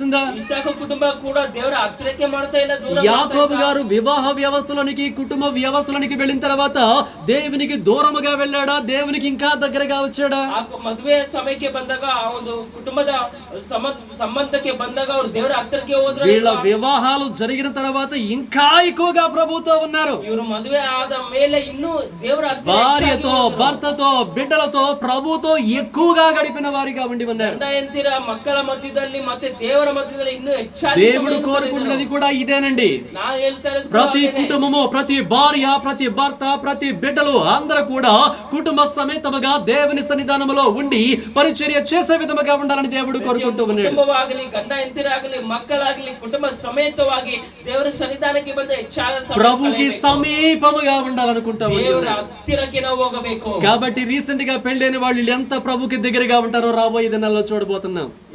ಇವಾಗಲೇ ಮದುವೆ ಆದಂತ ಗಂಡ ಹೆಂಡರು ಇನ್ನೂ ಹೆಚ್ಚಾಗಿ ದೇವರ ಬಳಿ ಎಷ್ಟು ಆಳವಾಗಿ ಹೋಗ್ತಾರೋ. ఆయన దగ్గరకు వచ్చేవాడికి తడబడుతున్నాడు, నెమ్మదిగా చెబుతున్నాడు ఆయన. ప్రభుకి దగ్గరగా ఉండాలి. ದೇವರ ಹತ್ತಿರದಲ್ಲಿ నీవు, నీ భార్య ప్రభుకి దగ్గరగా ఉండాలి. ನೀವು ನಿನ್ನ ಹೆಂಡತಿಯರು ಇಬ್ಬರು ಕೂಡ ದೇವರ ಹತ್ತಿರ. పెళ్లి కాకముందు మీరు ఎంతగా దేవుని సన్నిధానంలో గడిపిన వారిగా ఉన్నారో దానికంటే ఎక్కువగా దేవుని దగ్గర గడిపే విధముగా ఉండాలి. ಮದುವೆ ಮುಂಚಿತವಾಗಿ ಎಷ್ಟು ಆಳವಾಗಿ ದೇವರ ಬಳಿಗೆ ನೀವು ಹೋಗ್ತಾ ಇದ್ರು, ಮದುವೆ ಆದ ఈ లోకములో ఉన్నంత వరకు కూడా ప్రతి కుటుంబము కూడా దేవునికి దగ్గరగానే ఉండాలి. ಈ ಲೋಕದಲ್ಲಿ ಇರುವವರೆಗೂ ಕೂಡ ಎಲ್ಲಾ ಕುಟುಂಬಗಳು ದೇವರ ప్రతి కుటుంబము దేవుని యొక్క వాక్యానికి అనుకూలముగా నడిచే విధముగా ఉండాలి. ಪ್ರತಿಯೊಬ್ಬರು ಕೂಡ ದೇವರ ವಾಕ್ಯಕ್ಕೆ ಅನುಸಾರವಾಗಿ ನಡೆಯುವರಂತ ತಯಾರಾಗಿರಬೇಕು. ఎంతగానో వీళ్ళిద్దరు కూడా చాలా దగ్గరగా ప్రభుకి దగ్గరగా ఉన్నారు. ಎಷ್ಟು ಆಳವಾಗಿ ಇವರಿಬ್ಬರು ಸಹ ದೇವರ ಹತ್ತಿರದಲ್ಲಿ ಜೀವಿಸ್ತಾ ఎంతగా వాళ్ళు ఉండకపోతే పరిశుద్ధాత్మ దేవుడు వారి గురించి గ్రంథంలో రాయించిన వాడిగా ಎಷ್ಟು ఉంటారు. ಆಳವಾಗಿ ಇರದೆ ಹೋದ್ರೆ ಪರಿಶುದ್ಧ ಆತ್ಮನು ಅವರ ಹೆಸರುಗಳನ್ನು ಕೂಡ ಈ ಒಂದು ಪರಿಶುದ್ಧ ಗ್ರಂಥದಲ್ಲಿ వారు దేవుణ్ణి ఎంతగానో ప్రేమించారు కాబట్టి పరిశుద్ధాత్మ దేవుడు రాయించిన వాడిగా ಅವರು ఉన్నాడు. ದೇವರು ಎಷ್ಟೋ ಪ್ರೀತಿಸಿದ್ದರಿಂದಲೇ ಪರಿಶುದ್ಧ ಆತ್ಮ ಅವರ ಹೆಸರುಗಳಲ್ಲಿ వీళ్ళు వృద్ధాప్యములో ఉన్నారని మనం నేర్చుకుని ఉన్నాం. ಇವರು ವೃದ್ಧಾಪ್ಯದಲ್ಲಿ ಇದ್ದಾರೆ ಎಂಬುದಾಗಿ ನಾವು వృద్ధాప్యము వచ్చేదాకా కూడా వాళ్ళ జీవితాల్లో ఎన్నో ఇబ్బందికరమైన పరిస్థితులు ఉన్నవి. ಆ ವೃದ್ಧಾಪ್ಯದಲ್ಲಿ ಬರುವವರೆಗೆ ಕೂಡ ಅವರ ಜೀವಿತದ మరి ముఖ్యంగా కొరత ఉండి ఉన్నదండి. ముఖ్యವಾಗಿ ಅವರಿಗೆ ಕೊರತೆ ఆ కొరత ఏంటనేది మనం చూసినప్పుడు తిండి కొరత కాదు, వేరే కొరత కాదు, కానీ బిడ్డల కొరత ఉండి ఉన్నది. ಆ ಒಂದು ಕೊರತೆ ಏನನ್ನೋದಾಗಿ ನೋಡಿದಾಗ ಊಟಕ್ಕೆ ಕೊರತೆ ಇಲ್ಲ, ಹಣಕ್ಕೆ ಕೊರತೆ ಇಲ್ಲ. ఎలిజబెత్ గొడ్రాలై ఉన్నదని పరిశుద్ధాత్మ దేవుడు రాయించున్నవాడిగా ఉన్నాడు. ಅವರು ಮಕ್ಕ ಬಂಚಿಯಾಗಿ ಇದ್ದಲೆಂಬುದಾಗಿ ನೋಡಿ వారికి పిల్లలు లేరని బైబిల్ చెబుతూ ఉండి ఉన్నది. ಅವರಿಗೆ ಮಕ್ಕಳಿಲ್ಲ ಎಂಬುದಾಗಿ ಗ್ರಂಥ ಹೇಳ್ತಾ ಇದೆ. వీరికి పిల్లలు లేరంటండి. ಇವರಿಗೆ ಮಕ್ಕಳಿಲ್ಲ, వీళ్ళు ఆజ్ఞలు గైకుంటున్నారు, ಇವರು ఆజ్ఞೆಗಳನ್ನು కట్టడలు గైకుంటూ ఉన్నారు, ಆ ಕಟ್ಟಳೆಗಳನ್ನು శాసనాలు గైకుంటున్నారు, ಆ ಶಾಸನಗಳನ್ನು న్యాయ విధులు గైకుంటూ ఉండి ఉన్నారు. ನ್ಯಾಯ విధిಗಳನ್ನು ಅನುಷ್ಠಾನ ఎంతగానో దేవునికి దగ్గరగా ఉంటున్న వారిగా ఉండి ఉన్నారు. ఆಳವಾಗಿ ದೇವರ ಹತ್ತಿರ ಇರುವ ఇంకా చెప్పాలంటే వీళ్ళు దేవుని యొక్క మందిరములో పరిచర్య చేయుచున్న వారిగా ఉండి ఉన్నారు. ಇನ್ನೂ ಹೆಚ್ಚಾಗಿ ಹೇಳಬೇಕಂದ್ರೆ ಇವರು ದೇವರ ಮಂದಿರದಲ್ಲಿ ಆ ಒಂದು ಸೇವೆಯನ್ನು ಮಾಡುವ జకరియా గారు ఒక యాజకుడిగా ఉన్నవాడిగా ఉండి ఉన్నాడు. ನೋಡೋದಾದ್ರೆ ಒಂದು ಯಾಜಕರಾಗಿ ಇದ್ದರು. ఎంతగానో దేవుని దగ్గరికి ఉదయము రాత్రి వెళ్లి ప్రభుకి సమీపముగా గడుపుతున్న వాడిగా ఉన్నాడు. ఆಳವಾಗಿ ಬೆಳಗಿಯೂ ರಾತ್ರಿಯೂ ದೇವರ ಸಮೀಪಕ್ಕೆ ఏ విధమైన అపవిత్రత లేకుండా తన దేహాన్ని, తన ఆలోచన అన్ని కూడా పరిశుద్ధంగా పెట్టుకుంటూ ఉన్నాడు. ಯಾವುದೇ ಪಾಪವು ಸಮೀಪಕ್ಕೆ ಬರದ ಹಾಗೆ ದೇಹವನ್ನು ಆಲೋಚನೆಗಳನ್ನು ದೇವರ ಬಳಿಗೆ ಇಟ್ಟಿದ್ದನು. మనం మామూలుగా చూచి ఉండి ఉన్నప్పుడు దేవుని కొరకు ఏదైనా చేస్తే దేవుడు ఇంకా మన జీవితంలో ఎన్నో చేస్తాడని మనం నేర్చుకుంటా ఉండి ఉన్నాం. సాధారణವಾಗಿ ದೇವರಿಗೋಸ್ಕರ ನಾವು ಏನಾದರೂ ಮಾಡಿದ್ರೆ ಇನ್ನೂ ಹೆಚ್ಚಾಗಿ ದೇವರು ನಮ್ಮ ಜೀವಿತದಲ್ಲಿ ಮಾಡ್ತಾರೆ ಎಂಬುದನ್ನು ఇది సత్యమే కదండి. ಇದು నిజమే. దేవుని కొరకు మనం కొంచెం కష్టపడితే ఆయన మన కొరకు ఎన్నో చేయబడిగా ఉన్నాడు. ದೇವರಿಗೋಸ್ಕರ ನಾವು ಸ್ವಲ್ಪ ಕಷ್ಟಪಡೋದಾದ್ರೆ ದೇವರು ಅಧಿಕವಾಗಿ ಮಾಡುವ. మరి ఎంతగానో ఈ యొక్క జకరియా యాజకత్వంలోనికి వచ్చిన దగ్గర నుంచి వృద్ధాప్యము వచ్చేంత వరకు కూడా దేవుని యొక్క సన్నిధానములో అనేక మంది కొరకు ప్రార్థన చేస్తున్నా, అనేక మంది కొరకై దేవుని దగ్గర సమయాన్ని వెచ్చిస్తున్నా కూడా మరి దేవుడు ఎందుకు ఇతని జీవితంలో ఈ కుటుంబంలో కార్యములు చేయలేదు? ಜಕರಿಯನು ಸಹ ದೇವರ ಒಂದು ಮಂದಿರದಲ್ಲಿ ಎಷ್ಟೋ ಸೇವೆಯನ್ನು ಮಾಡಿದರು, ಯಾವಾಗಲೂ ಏನು ಪ್ರಾರ್ಥನೆಯಲ್ಲಿ ಇದ್ದರು, ವಾಕ್ಯವನ್ನು ఇతనికి సార్తా ఇద్దరు కూడా ఆర్తన కుటుంబದಲ್ಲಿ ಏನಕ್ಕೆ ಈ ಕಾರ್ಯವನ್ನು ಮಾಡ್ತಾ ಇದ್ದಾರೆ? ఆయన సన్నిధానంలో పనిచేసిన వారికి ఆయన జీతం ఇవ్వడా? ಅವರ ಸನ್ನಿಧಾನದಲ್ಲಿ ಕೆಲಸ ಮಾಡುವವರಿಗೆ బైబిల్ చెబుతుంది పనివాడు జీతానికి పాత్రుడు అని. ಪರಿಶುದ್ಧ ಗ್ರಂಥ ಹೇಳ್ತದೆ ಕೆಲಸ ಮಾಡುವವನು ಸಂಬಳಕ್ಕೆ. మరి జకరియా ఒక పనివానిగా, ఒక నమ్మకమైనటువంటి సేవకుడిగా మందిరంలో పనిచేయుచున్నాడు. ಅದೇ ಜಕರಿಯನು ಸಹ ಒಂದು ಸೇವಕನಾಗಿ, ಒಂದು ನಂಬಿಗಸ್ತನಾಗಿ ಆತನ. మరి జకరియా గారి కుటుంబంలో కొరతల్ని తీర్చవలసిన బాధ్యత ప్రభువైనటువంటి దేవుని పైన ఉండి ఉన్నది. ಆದ್ರೆ ಜಕರಿಯನ ಒಂದು ಕೊರತೆ ತೀರಿಸುವುದು ದೇವರ ಒಂದು ಜವಾಬ್ದಾರಿಯಾಗಿತ್ತು. కానీ దేవుడు వృద్ధాప్యం వరకు కూడా వీరికి సంతానం ఇవ్వలేదు. ಆದ್ರೆ ಆ ವಯಸ್ಸಿಗೆ ಬಂದಾಗಲೂ ಕೂಡ ದೇವರು. ఇప్పుడు జకరియా గారు, ఎలిజబెత్ గారు అనుకోవచ్చు, ಈಗ ಜಕರಿಯಾ ಆಗಲಿ ಎಲಿಜಬೆತ್ ಆಗಲಿ ಅಂದುಕೊಳ್ಳಬಹುದು. ఎలిజబెత్ గారు అనుకోవచ్చు, నా భర్త ఎంతగానో 20 సంవత్సరాలు వచ్చిన దగ్గర నుంచి దేవుని యొక్క సన్నిధానములో పని చేయుచున్నాడు కదా, దేవుడు మాకు ఎందుకు సంతానం ఇవ్వటం లేదు, ఇంతవరకు చేసిన దాని అంతా కూడా ఏమైపోయిందని ఆమె అనొచ్చు. ಜಕರಿಯಾ, ನನ್ನ ಗಂಡನಾದ ಜಕರಿಯಾ 20ರಿಂದ ದೇವರ ಸನ್ನಿಧಾನದಲ್ಲಿ ಇದ್ದು ಸೇವೆ ಮಾಡ್ತಿದ್ದಾರಲ್ವಾ, ನನಗೆ ಏಕೆ ಇನ್ನೂ ಮಕ್ಕಳಿಲ್ಲ ಎಂಬುದಾಗಿ ಅಂದುಕೊಳ್ಳಬಹುದಾಗಿತ್ತು. కానీ వృద్ధాప్యం వచ్చేంత వరకు దేవుడు ఏది కూడా ఇవ్వకపోయినా కూడా ఆమె మారు మాట మాట్లాడకుండా మౌనముగా ఉన్నట్లే చూస్తా ఉండి ఉన్నారు. ವೃದ್ಧಾಪ್ಯ ವಯಸ್ಸಿಗೆ ಬಂದರೂ ಕೂಡ ಯಾವುದೇ ಒಂದು ಮಾತನಾಡದೆ ಕಾದಿಕೊಂಡು ನೋಡ್ತಾ ఇದ್ರು. అదే రీతిగా జకరియా కూడా పొద్దున్నే నేను లేచి ఎంతగానో ఈ దీపస్తంభం పైన దీపాన్ని వెలిగిస్తూ ఉండి ఉన్నాను, దూపము వేస్తూ ఉండి ఉన్నాను, నిత్యము స్తుతియాగము చెల్లిస్తూ ఉండి ఉన్నాను, అనేక మంది కొరకు ప్రార్థన చేస్తూ ఉండి ఉన్నాను, ఇంతగా ప్రభుతో గడుపుతున్నాను కదా, దేవుడు నాకు బిడ్డలు ఇవ్వలేదని చెప్పేసి నువ్వు నాకు బిడ్డలు ఇవ్వలేదు కాబట్టి ఇక మీద నీ సేవ చేయను, నీ సన్నిధానికి రాను, నువ్వు నాకు ఏం చేసి ఉన్నామని ఏమైనా ఎప్పుడైనా అడిగిన వాడిగా ఉన్నాడా? ಇಲ್ಲಿ ನೋಡೋದಾದ್ರೆ ಜಕರಿಯಾ ಕೂಡ ಬೆಳಗ್ಗೆ ಎದ್ದಿದ್ದರಿಂದ ಧೂಪವಾಗೋದಾಗ್ಲಿ, ಪ್ರಾರ್ಥನೆ ಮಾಡೋದಾಗ್ಲಿ, ತನಗೆ ವಾಕ್ಯ ಸಾರೋದಾಗ್ಲಿ, ಪ್ರತಿ ದಿನ ದೇವರಲ್ಲಿ ಇಟ್ಟುಕೊಂಡು ಅಷ್ಟು ಕಾರ್ಯ ಮಾಡುವ ಮಾಡುವಾಗ ಜಕರ್ಯನು ಸಹ ಎಂದೂ ಕೇಳಲಿಲ್ಲ. జకర్యా కూడా ఎప్పుడు కూడా దేవునికి విరోధముగా మాట్లాడలేదు. ఆ జకర్యను కూడా ಎಂದು ಕೂಡ ಯಾವತ್ತೂ ಕೂಡ ದೇವರ ವಿರೋಧವಾಗಿ వారు ఒకటే నమ్మిన వారిగా ఉండి ఉన్నారు. ಅವರು ಒಂದೇ ನಂಬಿದವರಾಗಿ ప్రతి దానికి సమయము కలదని నమ్మిన వారిగా ఉండి ఉన్నారు. ಎಲ್ಲದಕ್ಕೂ ಕೂಡ ಸಮಯವು ಬರಲಿದೆ. మేము దేవుని యొక్క నమ్మకముగా ఉంటే దేవుడు తప్పకుండా మెండిన దీవెనలు మా జీవితంలో కుమ్మరిస్తారని వాళ్ళు నమ్మిన వారిగా ఉన్నారు. కాబట్టి వారు ఏమి చేయాలో అది చేసుకుంటూ ముందుకు సాగిపోతున్న వారిగా ఉండి ఉన్నారు. ನಾವು ದೇವರಲ್ಲಿ ನಂಬಿಕಸ್ಥರಾಗಿ ನಾವು ಕಾದಿದ್ದುಕೊಂಡು ಇರುವಾಗ ಅವರು ಆತನ ಸಮಯದಲ್ಲಿ ಎಲ್ಲವನ್ನು ಮಾಡ್ತಾರೆ ಎಂಬುದಾಗಿ ನಂಬಿರೋದ್ರಿಂದ ಅವರು ದೇವರಲ್ಲಿ ಆದುಕೊಂಡು ಹೋದ್ರು. ఎంతగానో ఆ సమయం కొరకు కనిపెడుతున్న వారిగా ఉండి ఉన్నారు. ಎಷ್ಟು ಆಳವಾಗಿ ಆ ಸಮಯಕ್ಕೆ ಕಾದಿದ್ದವರಾಗಿ అయితే వాళ్ళు ఇంకా ప్రార్థన చేయుచున్నారనే మాటల్ని మనం చూస్తాం. ಇನ್ನೂ ಪ್ರಾರ್ಥನೆ ಮಾಡ್ತಾ ಇದ್ದಾರೆ ಎಂಬುದಾಗಿ ನಾವು వృద్ధాప్యం వచ్చినా కూడా ఎంతగానో వాళ్ళు ప్రార్థన చేస్తూ ఉండి ఉన్నారంటండి. ವೃದ್ಧಾಪ್ಯದಲ್ಲಿ ಬಂದಿರುವ ವಯಸ್ಸು ಬಂದಿದ್ದರೂ ಕೂಡ ಅವರು ಪ್ರಾರ್ಥನೆ ಮಾಡುವವರಾಗಿ కొంచెం అర్థమయ్యే రీతిగా మనం వెళదాము. ಸ್ವಲ್ಪ ಅರ್ಥವಾಗುವ ರೀತಿಯಲ್ಲಿ ನಾವು ಹೋಗೋಣ. మనము కూడా కొన్ని దేవుని గురించి పొందుకోవాలనుకుంటా ఉంటాం. ನಾವು ಸಹ ಕೆಲವುಗಳನ್ನು ದೇವರಿಂದ ಪಡೆದುಕೊಳ್ಳಬೇಕೆಂದು ప్రార్థన చేస్తున్న ఒక వారం రోజులు ప్రార్థన చేసి ఉన్నాం. ಒಂದು ವಾರ ಕುರಿತಾಗಿ ನಾವು ఒక నెల రోజులు ప్రార్థన చేసి ఉన్నాము. ಒಂದು ತಿಂಗಳವರೆಗೂ ಕೂಡ ನಾವು జవాబు రాలేదు. ಅದು ಉತ್ತರ ఒక సంవత్సరం ప్రార్థన చేసి ఉన్నాము. ಒಂದು ವರ್ಷ ನಾವು ಪ್ರಾರ್ಥನೆ రాలేదు. ಆದ್ರೆ 2 సంవత్సరాలు చేసాము. 2 ವರ್ಷ రాలేదు. ಅದು ಕೂಡ ಬಂದಿಲ್ಲ. అప్పుడు ఏం చేస్తాం మనము? ಆಗ ನಾವು ಏನ್ ಮಾಡ್ತೇವೆ? ప్రార్థన ఇంకా ఎక్కువగా చేస్తాం కదా మనము.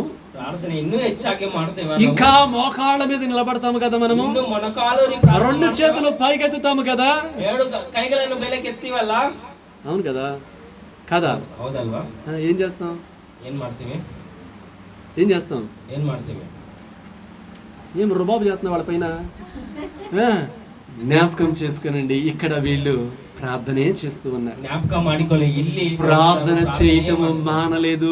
ప్రార్థನೆ ಮಾಡುವುದು ಬಿಟ್ಟು ಬಿಡಲಿಲ್ಲ. ప్రార్థన చేయటము వాళ్ళు విడిచిపెట్టడం లేదు. ప్రార్థನೆ ಮಾಡುವುದು ಬಿಟ್ಟು ಬಿಡಲಿಲ್ಲ. వాళ్ళ జీవితములో గొప్ప వాటిని పొందుకోవడం కొరకు నిత్యము ప్రార్థన చేస్తూనే ఉన్నారు. ಅವರ ಜೀವಿತದಲ್ಲಿ ಒಳ್ಳೆ ಕಾರ್ಯಗಳನ್ನು ಪಡೆದುಕೊಳ್ಳೋದಕ್ಕೆ ನಿತ್ಯವೂ ಪ್ರಾರ್ಥನೆ నిత్యము యాజకత్వము చేస్తూనే ఉన్నారు. నిత్ಯವೂ ఆ యాజకత్వವನ್ನು నిత్యము దేవుని యొక్క వాక్యానికి అనుకూలముగా వెళుతూనే ఉన్న వారిగా ఉండి ఉన్నారు. ದಿನವೂ ದೇವರ ವಾಕ್ಯಕ್ಕೆ ಅನುಕೂಲವಾಗಿ ನಡೀತಾನೆ ಇದ್ರು. నిజముగా వీళ్ళిద్దరు కూడా ఏమీ కూడా మాట్లాడలేదు. నిజವಾಗ್ಲಿ ಕೂಡ ಇವರಿಬ್ಬರು ಕೂಡ ಏನು ಮಾತಾಡ್ತಾ కానీ బయట ఉన్న వాళ్ళు వీళ్ళ గురించి మాట్లాడకుండా ఉంటారా? ಆದ್ರೆ ಆಚೆ ಇರೋರು ಇವ್ರ ಕುರಿತಾಗಿ ಮಾತನಾಡ್ತಾರೆ. పెళ్ళైన తర్వాత 2 సంవత్సరాలు పిల్లలు లేరంటేనే ఇంకా అసలు అయిపోయింది. ఇంకా ప్రపంచం మొత్తం కూడా మోత మోగిపోయింది వాళ్ళ గురించి. ಮದುವೆ ಆದ್ಮೇಲೆ 2 ವರ್ಷ ಆದ್ರೇನೆ ಸಾಕು ಮಕ್ಕಳಿಲ್ಲ ಎಂಬುದಾಗಿ ಎಲ್ಲರೂ ಕೂಡ ಮಾತನಾಡ್ಕೊಳ್ತಾ ಇದ್ದಾರೆ. మరి జకరియా గారి పరిస్థితి అదే రీతిగా ఎలిజబెత్ గారి పరిస్థితి ఎలా ఉంటదంటారు? అదే జకరియా ಮತ್ತೆ ఎలిజబెత్ పరిస్థితి ఆ సందర్భದಲ್ಲಿ చుట్టూ ఉన్న వాళ్ళందరూ కూడా ఎలిజబెత్ ను చూసి గొడ్రాలు గొడ్రాలు అంటుంటే ఆమె ఎంత బాధపడి ఉంటదంట. ఆ సుತ್ತಲಿರುವ ಜನರು ఎలిజబెత్ ನೋಡಿ ನೀನು ಬಂಜೆ ಬಂಜೆ ಎಂಬುದಾಗಿ ಹೇಳುವಾಗ అన్నా గారిని చూసినాము. గొడ్రాలుగా ఉన్నప్పుడు బిడ్డలు లేకపోతే ఎంత బాధపడిందని చూసి ఉన్నాము. అన్నాను కూడా ನೋಡಿದೆವು. ఆ మక్కలిಲ್ಲದೆ ಬಂಜೆ ಆಗಿರುವಾಗ ಎಷ್ಟು ಬಾಧೆ ఎందుకంటే చుట్టూ ఉన్న వాళ్ళు ఎంతగానో వీరిని చులకనగా చూస్తారు. ಯಾಕಂದ್ರೆ ಸುತ್ತಲಿರುವ ಜನರು ಆ ರೀತಿ అవమానించే విధముగా ఉంటారు. అవమానిಸುವವರಾಗಿ పైగా ఇంకా ఎంతమంది ఉంటారు, వీళ్ళు లేచిన దగ్గర నుంచి దేవుడు దేవుడు దేవుడు అంటారు, మరి బిడ్డలు లేరే అని చెప్పేసి అంటా ఉంటారు. దేవుడు దేవుడు అంటారు, ఆದ್ರೆ ಇವರಿಗೆ ಮಕ್ಕಳಿಲ್ಲವೇ? ఇలాంటి అనుమానాలు, ఇలాంటి స్థితిగతులు ఎన్నో ఎదురై ఉంటవి ఈ కుటుంబానికి. ఈ ರೀತಿಯಾದ ಅನುಮಾನದ ಮಾತುಗಳು ಪರಿಸ್ಥಿತಿಗಳು ಎಷ್ಟೋ ಎದುರಾಗಿ ఎంతమంది ఎన్ని రకాలుగా అవమానించినా, ఎంతమంది ఎన్ని రకాలుగా ఇబ్బందులు పెట్టినా, వీళ్ళకి ఎంత బాధ కలుగుతూ ఉన్నా కూడా వాళ్ళు మొట్టికి దేవుణ్ణి విడిచిపెట్టలేదు. ಅವರಿಗೆ ಯಾವುದೇ ಜನರು ಎಷ್ಟೇ ಯಾಲಿಸಿದರು, ಮಾತನಾಡಿದರು, ಕಷ್ಟ ಬಂದರು, ದೇವರನ್ನ ಮಾತ್ರ ಇವರು ಬಿಟ್ಟು ಬಿಡಲಿಲ್ಲ. వారు దేవుడు ఎలా జీవించమని చెప్పి ఉన్నాడో అలాగే జీవించుకుంటూ వెళ్ళిపోతున్నారు. దేవుడు ಅವರನ್ನು ಯಾವ ರೀತಿಯಾಗಿ ಜೀವಿಸಲಿಕ್ಕೆ ಹೇಳಿದ್ರು ಅದೇ ರೀತಿಯಾಗಿ ಅವರು ఈ రోజు ఇక్కడ ఉన్న ప్రతి ఒక్క బిడ్డతో దేవుడు మాట్లాడుతున్నది ఇదే. ఇಲ್ಲಿರುವಂತ ప్రతియొంದು ಮಕ್ಕಳೊಟ್ಟಿಗೆ ದೇವರು ಮಾತನಾಡ್ತಾ ಇದ್ದಾರೆ. ఇదిగో నీకు ఎన్ని పరిస్థితులు ఎదురైనా కూడా, ఎన్ని అవమానాలు వస్తున్నా, ఎన్ని ఇబ్బందికరమైన పరిస్థితులు నువ్వు చూస్తున్నా కూడా నీవు ఆ పరిస్థితుల్లో బలహీనపడే విధముగా ఉండకూడదు, గాని అంతకంతకు బలము పొందుకుని నాకు సమీపముగా నీవు ఉండే విధముగా ఉండాలని దేవుడు చెబుతున్నాడు. ఇగో నిನ್ನ ಜೀವಿತದಲ್ಲಿ ಯಾವುದೇ ಪರಿಸ್ಥಿತಿಗಳು ಬಂದರೂ, ಕಷ್ಟದ ದಿನಗಳು ಬಂದರೂ, ದುಃಖದ ವೇದನೆ ದಿನಗಳು ಬಂದರೂ ಕೂಡ ನೀವು ಬಲಹೀನನಾಗಿರುವಂತವರಾಗಿ ಇರದೆ ಬಲವನ್ನು ಹೊಂದಿಕೊಳ್ಳುವವರಾಗಿ ನನ್ನಲ್ಲಿ ಇರಬೇಕೆಂದು ದೇವರು ಹೇಳ್ತಾ నీ ಇದ್ದಾರೆ. జీవితంలో ఒక బాధ కలుగుతున్నప్పుడు ఇంకా ఎక్కువగా ప్రభుకి సమీపముగా రావాలి. ನಿನ್ನ ಜೀವಿತದಲ್ಲಿ ಒಂದು ಬಾಧೆಯ ದಿನ ಬರುವುದಾದ್ರೆ ಇನ್ನೂ ಹೆಚ್ಚಾಗಿ ದೇವರ ಸಮೀಪಕ್ಕೆ దేవుడు బాధలో నా దగ్గరికి రావాలని కోరుకుంటా ఉంటాడు. ದೇವರು ಆ ಒಂದು ಬಾಧೆಯಲ್ಲಿ ಕೂಡ ನನ್ನ ಬಲಿಗೆ దేవుడు ఎప్పుడు కూడా మనము ఆయనకి దగ్గరగా వెళ్ళాలని కోరుకుంటా ఉంటాడు. ದೇವರಿಗೆ ಹತ್ತಿರಕ್ಕೆ ಹೋಗಬೇಕು. కానీ సాతానుడు ఏమనుకుంటాడో తెలుసండి, ఇదే అవకాశాన్ని పట్టుకుని ఎంతగానో వీరిని ప్రభు నుంచి దూరముగా చేయాలని ప్రయత్నం చేస్తూ ఉంటాడు. ಸಾತಾನನು ಇದೇ ಅವಕಾಶ ಎಂಬುದಾಗಿ ದೇವರಿಂದ ದೂರ ಮಾಡಬೇಕೆಂದಾಗಿ ಆತನು ಸಹ ಕಾದಿರ್ತಾನೆ. ఈ రోజు నిన్ను కూడా దేవుడి నుంచి దూరముగా చేయడానికి సాతానుడు రకరకాలుగా ప్రయత్నం చేస్తూ ఉంటాడు. నిన్న కూడా దేవుರಿಂದ దూర కెర్ಕೊಂಡು ಹೋಗೋದಕ್ಕೆ అమ్మా ఇంత ప్రార్థన చేసావు కదా నాయనా, ఇంత ప్రార్థన చేసావు కదా, ఇంతగా నువ్వు ఈ ఉపవాసాలు ఉన్నావు కదా, ఏదైనా అవమానపరిచే వాళ్ళు ఉంటారు. ಕೆಲವು ಜನ ಇಷ್ಟು ದಿನ ಪ್ರಾರ್ಥನೆ ಮಾಡಿದ್ದೆ, ಇಷ್ಟು ದಿನ ದೇವರಲ್ಲಿ ಕಾದಿದ್ಯಾ, ಏನು ఆ మాటలు నిన్ను ప్రభుకి దూరం చేయకూడదు. ఆ మాటలు దేవరನ್ನು ఎవరు ఏమైనా అనుకోనివ్వండి, ಯಾರು ಏನೇ ఎవరు ఎంతగానైనా అవమానించనియండి, ಯಾರು ಯಾವ ರೀತಿಯಾಗಿ ఎంతగానైనా బాధ పెట్టనివ్వండి, ಎಷ್ಟೇ ನಿನ್ನನ್ನು నువ్వు ఎన్నో ఇబ్బందికరమైన పరిస్థితులు ఎదుర్కొన్నా కూడా నీవు మట్టికి ప్రభు చెప్పిన ప్రకారం చేసుకుంటా వెళ్ళిపోవాలి. ಎಷ್ಟೇ ಕಷ್ಟಕರವಾದ ದಿನಗಳಲ್ಲಿ ಹಾದು ಹೋದ್ರು ಕೂಡ ದೇವರ ಮಾತು అక్కడే నీ ఆశీర్వాదము దాగి ఉండి ఉన్నది. ಅಲ್ಲೇ ನಿನ್ನ ಆಶೀರ್ವಾದ ಅಡಗಿ ఎలాంటి పరిస్థితులు వచ్చినా ప్రభుతో గడుపుతున్నావు చూడండి, అదే స్థితి నిన్ను ఎంతగానో రూపాంతరపరుస్తూ ఉండి ఉన్నది. ಯಾವುದೇ ಬಂದ್ರು ನೀನು ದೇವರ ಹತ್ತಿರನೇ ಇದೆಯಲ್ಲ, ಅದೇ ನಿನ್ನ వృద్ధాప్యంలో కూడా ప్రభు దగ్గర సేవ చేయుచున్నాడంటే, ವೃದ್ಧಾಪ್ಯದಲ್ಲಿ ಕೂಡ ದೇವರ ಬಳಿ ఒకరోజు దేవుని యొక్క మందిరంలోనికి వెళ్లి సేవ చేయుచున్న వాడిగా ఉన్నాడంటే, ದೇವರ ಮಂದಿರಕ್ಕೆ ಹೋಗಿ ಸೇವೆ ಮಾಡುವವರಾಗಿದ್ದಾರೆ, ఎంతగానో వెళ్లి అక్కడ ధూపము వేస్తున్న వాడిగా ఉండి ఉన్నాడంటే, ಆಳುವಾಗಿ ಅಲ್ಲಿ ಧೂಪವನ್ನು ಹಾಕುವ ఈ సేవకుడు జకరియా గారేమో మందిరము లోపల ఉన్నవాడిగా ఉన్నాడు. ಈ ಸೇವಕನಾದ ಜಕರಿಯನು ದೇವರ ಮಂದಿರದ ಒಳಗೆ దేవుని మందిరానికి వచ్చిన వాళ్ళేమో కొంచెం బయట ఉన్న వారిగా ఉండి ఉన్నారు. ಮಂದಿರಕ್ಕೆ ಬಂದವರು ಸ್ವಲ್ಪ ಹೊರಗಡೆ ಇದ್ದಾರೆ. అప్పుడు దేవుడు తన దూతను పంపించిన వాడిగా ఉన్నాడు. ದೇವರು ತನ್ನ ದೂತನನ್ನು ಕಳಿಸಿಕೊಡುವುದಾಗಿ ನೋಡ್ತೇವೆ. దేవుడు తన దూతల్ని నిర్ణయ కాలములో పంపించి వాడిగా ఉండి ఉన్నాడు. ದೇವರು ತನ್ನ ದೂತನನ್ನು ತಕ್ಕ ಸಮಯ పరిశుద్ధమైన గ్రంథంలో ఆది కాండం నుంచి మనం చూస్తే దేవుడు తన ప్రజల దగ్గరికి శుభవచనాలు పలికించడానికి తన దూతల్ని పంపించుచున్న వాడిగా ఉండి ఉన్నాడు. ಆದಿ ಕಾಂಡದಿಂದ ನೋಡುವಾಗ ದೇವರು ತನ್ನ ದೂತರನ್ನು ಜನರೊಟ್ಟಿಗೆ ಮಾತನಾಡುವುದಕ್ಕೆ ಪರಿಶುದ್ಧ ಸಮಯದಲ್ಲಿ ಕಳಿಸಿಕೊಡುವವರಾಗಿ ನೋಡ್ತೇವೆ. కొన్ని సందర్భాల్లో ఆయన వెళ్లి మాట్లాడుతున్నాడు, ಕೆಲವು ಬಾರಿ ದೇವರೇ ಬಂದು ಮಾತನಾಡುವುದಾಗಿ కొన్ని ನೋಡ್ತೇವೆ. సందర్భాల్లో తన దూతల్ని పంపించుచున్న వాడిగా ಕೆಲವು ఉన్నాడు. ಸಂದರ್ಭದಲ್ಲಿ ದೂತರನ್ನು దూతలు వచ్చినా కూడా ఆయన మాట అనే విషయాన్ని తెలుసుకోవాలి. దూతరు ಬಂದರೂ ಕೂಡ ಅದು ದೇವರ ಮಾತು ಎಂಬುದಾಗಿ ನಾವು ಅರ್ಥ ಮಾಡಿ, ఇక్కడ కూడా దేవుడు తన దూతని జకరియా దగ్గరికి పంపించిన వాడిగా ఉన్నాడు. ದೇವರ ದೂತರನ್ನು ಜಕರಿಯ ಬಳಿಗೆ ಕಳಿಸಿಕೊಡ್ತಾ ఎందుకు పంపించిన వాడిగా ఉన్నాడు? ಯಾವುದಕ್ಕಾಗಿ ಕಳಿಸಿಕೊಡ್ತಾ ಇದ್ದಾರೆ? ఎంత కాలమైనా కూడా ప్రత్యక్షత దొరకలేదు కదా, ప్రత్యక్షత కొరకని పంపించి ఉన్నాడు. ಇಷ್ಟು ಕಾಲವಾದರೂ ಕೂಡ ಪ್ರತ್ಯಕ್ಷತೆ ಸಿಗಲಿಲ್ಲ, ಅದಕ್ಕಾಗಿ ಕಳಿಸಿಕೊಡ್ತಾ ಇದ್ದೇನೆ ಎಂಬುದಾಗಿ దానితో పాటు ఇంకా అనేకమైన విషయాలు దేవుడు చెప్పాలనుకుంటూ ఉన్నాడు. ಅದ್ರ ಕೂಡ ಅನೇಕ ವಿಷಯಗಳು ಹೇಳುವುದಕ್ಕಾಗಿ ఎంతగానో ఇక్కడ చూడండి, ప్రభు దూత ధూపవేదిక కుడి వైపున నిలిచి ఉన్నట్లు మనం చూస్తామండి. ಆ ಒಂದು ದೂತನು ಬಲಪಾರ್ಶ್ವದಲ್ಲಿ ನಿಂತಿರುವುದನ್ನು ನೋಡ್ತೇವೆ. అక్కడికి వచ్చి నిలబడినటువంటి దూతను జకరియా గారు స్పష్టంగా చూస్తున్న వాడిగా ఉన్నాడు. ಆ ದೂತನನ್ನು ಜಕರಿಯ ಸ್ಪಷ್ಟವಾಗಿ ನೋಡ್ತಾ ಇದ್ದಾರೆ. అప్పుడు ఆ దూత జకరియా గారితో మాట్లాడుతూ ఉండి ఉన్నారు. ಆ ದೂತನು ಜಕರಿಯ ಒಟ್ಟಿಗೆ ಮಾತನಾಡ್ತಾ ಇದ್ದಾರೆ. జకరియా భయపడవద్దు అని చెబుతున్న వాడిగా ఉండి ఉన్నారు. ತತ್ತರಿಸಿಕೊಳ್ಳಬೇಡ ಎಂಬುದಾಗಿ ಹೇಳ್ತಾ ಇದ್ದಾರೆ. జకరియా నీ ప్రార్థన వినబడింది అని చెబుతున్న వాడిగా ఉండి ఉన్నారు. ನಿನ್ನ ಪ್ರಾರ್ಥನೆಯು ಕೇಳಲ್ಪಟ್ಟಿದೆ. ఏమంటున్న వాడిగా ఉన్నాడు? జకరియా భయపడవద్దు అంటున్నాడు. ನೀನು ಭಯಪಡಬೇಡ. జకరియా నీ ప్రార్థన వినబడింది అంటున్న వాడిగా ఉండి ఉన్నాడు. ప్రార్థనయు ఇదిగో నీ భార్య ఎలిజబెత్ అయి నీకు ఎంతగానో ఒక కుమారుడు నీకు కంటుందని దేవుడు చెబుతున్న వాడిగా ఉండి ఉన్నాడు. ನಿನ್ನ ಹೆಂಡತಿಯಾದ ಎಲಿಜಬೆತ್ ಒಬ್ಬ ಮಗನನ್ನು ಹೆರುವಳು ಎಂಬುದಾಗಿ ಹೇಳ್ತಾ ಇದ್ದಾರೆ.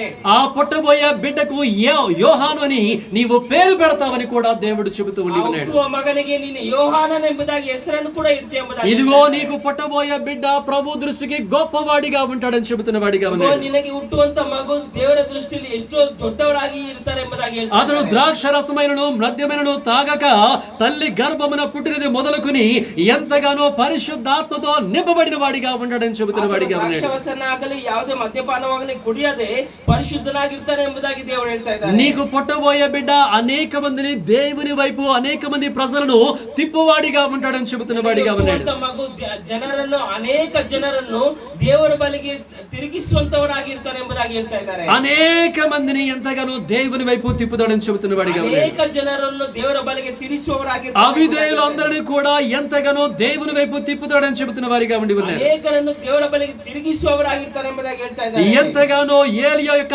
ఆత్మయు శక్తి కలిగిన వాడిగా నీకు పుట్టబోయే బిడ్డ ఉంటాడని చెబుతున్న వాడిగా ఉన్నాడు. ఆಳವಾಗಿ ಏಲಿಯನ ಗುಣವನ್ನು ಆತನಲ್ಲಿ ಇರುವಂತವರಾಗಿ ಹುಟ್ಟುತ್ತಾನೆ ಎಂಬುದಾಗಿ ಹೇಳ್ತಾ ಇದ್ದಾರೆ. ఏమని చెబుతున్న వాడిగా ఉన్నాడండి ఇక్కడ? ಏನೇನು ಹೇಳ್ತಾ ಇದ್ದಾರೆ ಅವರು? చాలా చాలా విషయాలు చెప్పిన వాడిగా ఉన్నాడు. ತುಂಬಾ ವಿಷಯಗಳನ್ನು ಹೇಳಿದವರಾಗಿದ್ದಾರೆ. ఏమని చెప్తున్నాడు? ముందుగా భయపడవద్దు అంటున్న వాడిగా ఉన్నాడు. భయపడಬೇಡ నీ ప్రార్థన ఆలకింపబడింది అంటున్న వాడిగా ఉన్నాడు. నీకు ఒక కుమారుడు పుడతాడని చెబుతున్న వాడిగా ఉన్నాడు. ಒಂದು ಮಗು ಹುಟ್ಟುತ್ತಾನೆ ಎಂಬುದಾಗಿ ಹೇಳ್ತಾರೆ. అతడు పుట్టిన దినమును మొదలుకొని ఎంతగానో తల్లి గర్భంలో పడిన మొదలుకొని పరిశుద్ధాత్మతో నింపబడిన వాడిగా ఉంటాడు అంటున్నాడు. ಆ ಒಂದು ಗರ್ಭದಲ್ಲಿರುವುದರಿಂದ ಹುಟ್ಟುವವರೆಗೂ ಕೂಡ ಎಲ್ಲಾ ಒಂದು ಪರಿಶುದ್ಧಾತ್ಮನಿಂದ ತುಂಬಲ್ಪಟ್ಟವನಾಗಿರ್ತಾನೆ. దేవుని చేతిలో వాడబడే పాత్రగా ఉంటాడని చెబుతున్న వాడిగా ఉన్నాడు. ఉపయోగವಾಗುವಂತ ಪಾತ್ರೆಯಾಗಿ ಇರ್ತಾನೆ ಎಂಬುದಾಗಿ అవిధేయులు కూడా దేవుని వైపు తిప్పువాడిగా ఉంటాడు అంటున్న వాడిగా ఉన్నాడు. ದೇವರ ಬಳಿಗೆ ತಿರುಗಿಸುವಂತ పైగా ఏలియా యొక్క ఆత్మను కలిగిన వాడిగా ఉంటాడని చెబుతున్న వాడిగా ఉన్నాడు. శక్తిಯನ್ನು ఆత్మವನ್ನು ಹೊಂದಿದವನಾಗಿರ್ತಾನೆ. ఎంత మంచి సంతానాన్ని దేవుడు ఇవ్వబోతున్న వాడిగా ఉన్నాడండి. ಒಳ್ಳೆ ಸಂತಾನವನ್ನು ಕೊಡ್ತಾರೆ. ఇతని జీవితంలో ఆలస్యమైంది. ಆದ್ರೆ ಈ ಜೀವಿತದಲ್ಲಿ ತಡವಾಯಿತು. ఆ ఆలస్యం అయింది ఇతని జీవితంలో గొప్ప ప్రయోజనకరంగా మారుతూ ఉంటుంది. ತಡವಾಗಿರುವುದೇ ಇತನ ಜೀವಿತದಲ್ಲಿ ದೊಡ್ಡ ಆಶೀರ್ವಾದಕರವಾಗಿ ಮಾರ್ಪಡುತ್ತದೆ. పెళ్ళవంగానే పనికిమాలిన వాడు పుట్టేదానికంటే పెళ్ళైన తర్వాత దేవునిలో ఉన్నప్పుడు గొప్పవాడిని ఇస్తాడు. ఎంత గొప్ప దీవెనండి. ಅದು ಮದುವೆ ಮುಂಚಿತವಾಗಿ ಏನು ಬಾರದವರು ಹುಟ್ಟಿದವರಿಗಿಂತ ಮದುವೆ ಆದ ನಂತರ ಕಾದಿತ್ತು ಒಳ್ಳೆ ಸಂತಾನ ಹುಟ್ಟುವುದು ಎಷ್ಟು. మీరు పరిశుద్ధమైన గ్రంథాన్ని పరిశీలన చేసినట్లయితే ఆలస్యముగా ఎవరు సంతానం కన్నారో వారు బిడ్డలు గొప్పవారైపోయిన వారిగా ఉన్నారు. ಪರಿಶುದ್ಧ ಗ್ರಂಥದಲ್ಲಿ ನೀವು ಸೂಕ್ಷ್ಮವಾಗಿ ನೋಡುವಾಗ ఆలస్యವಾಗಿ ಯಾರು ಮಕ್ಕಳು ಹೊಂದಿಕೊಂಡ್ರು అబ్రహాము గారికి ఆలస్యంగా సంతానం కలిగింది. అబ్రహామునికి ఆలస్యವಾಗಿ సంతానం. ఇస్సాకు గారు ఎంత గొప్పవాడండి.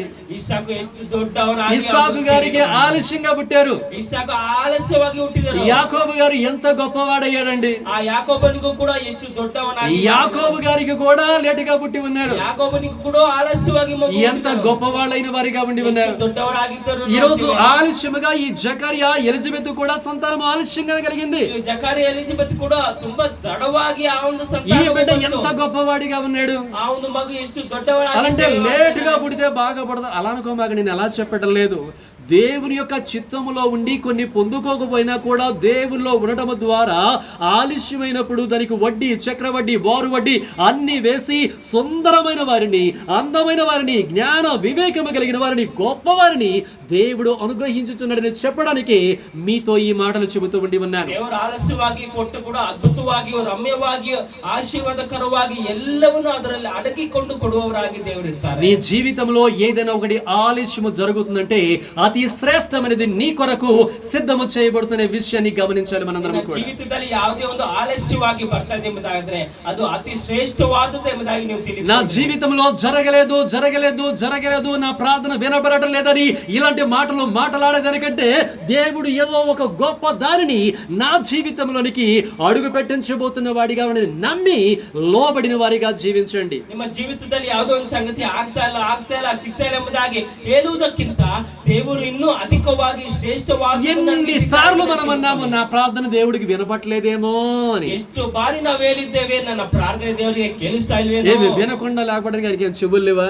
ಕೇಳಿಸ್ದೇ ಇರೋದಕ್ಕೆ ಅವರಿಗೆ ಕಿವಿ ಇಲ್ವಾ? ఆయన చెప్తున్నాడు విననేరక ఉండినట్లు నా చెవులేమి మందం కాలేదు అంటున్నాడు.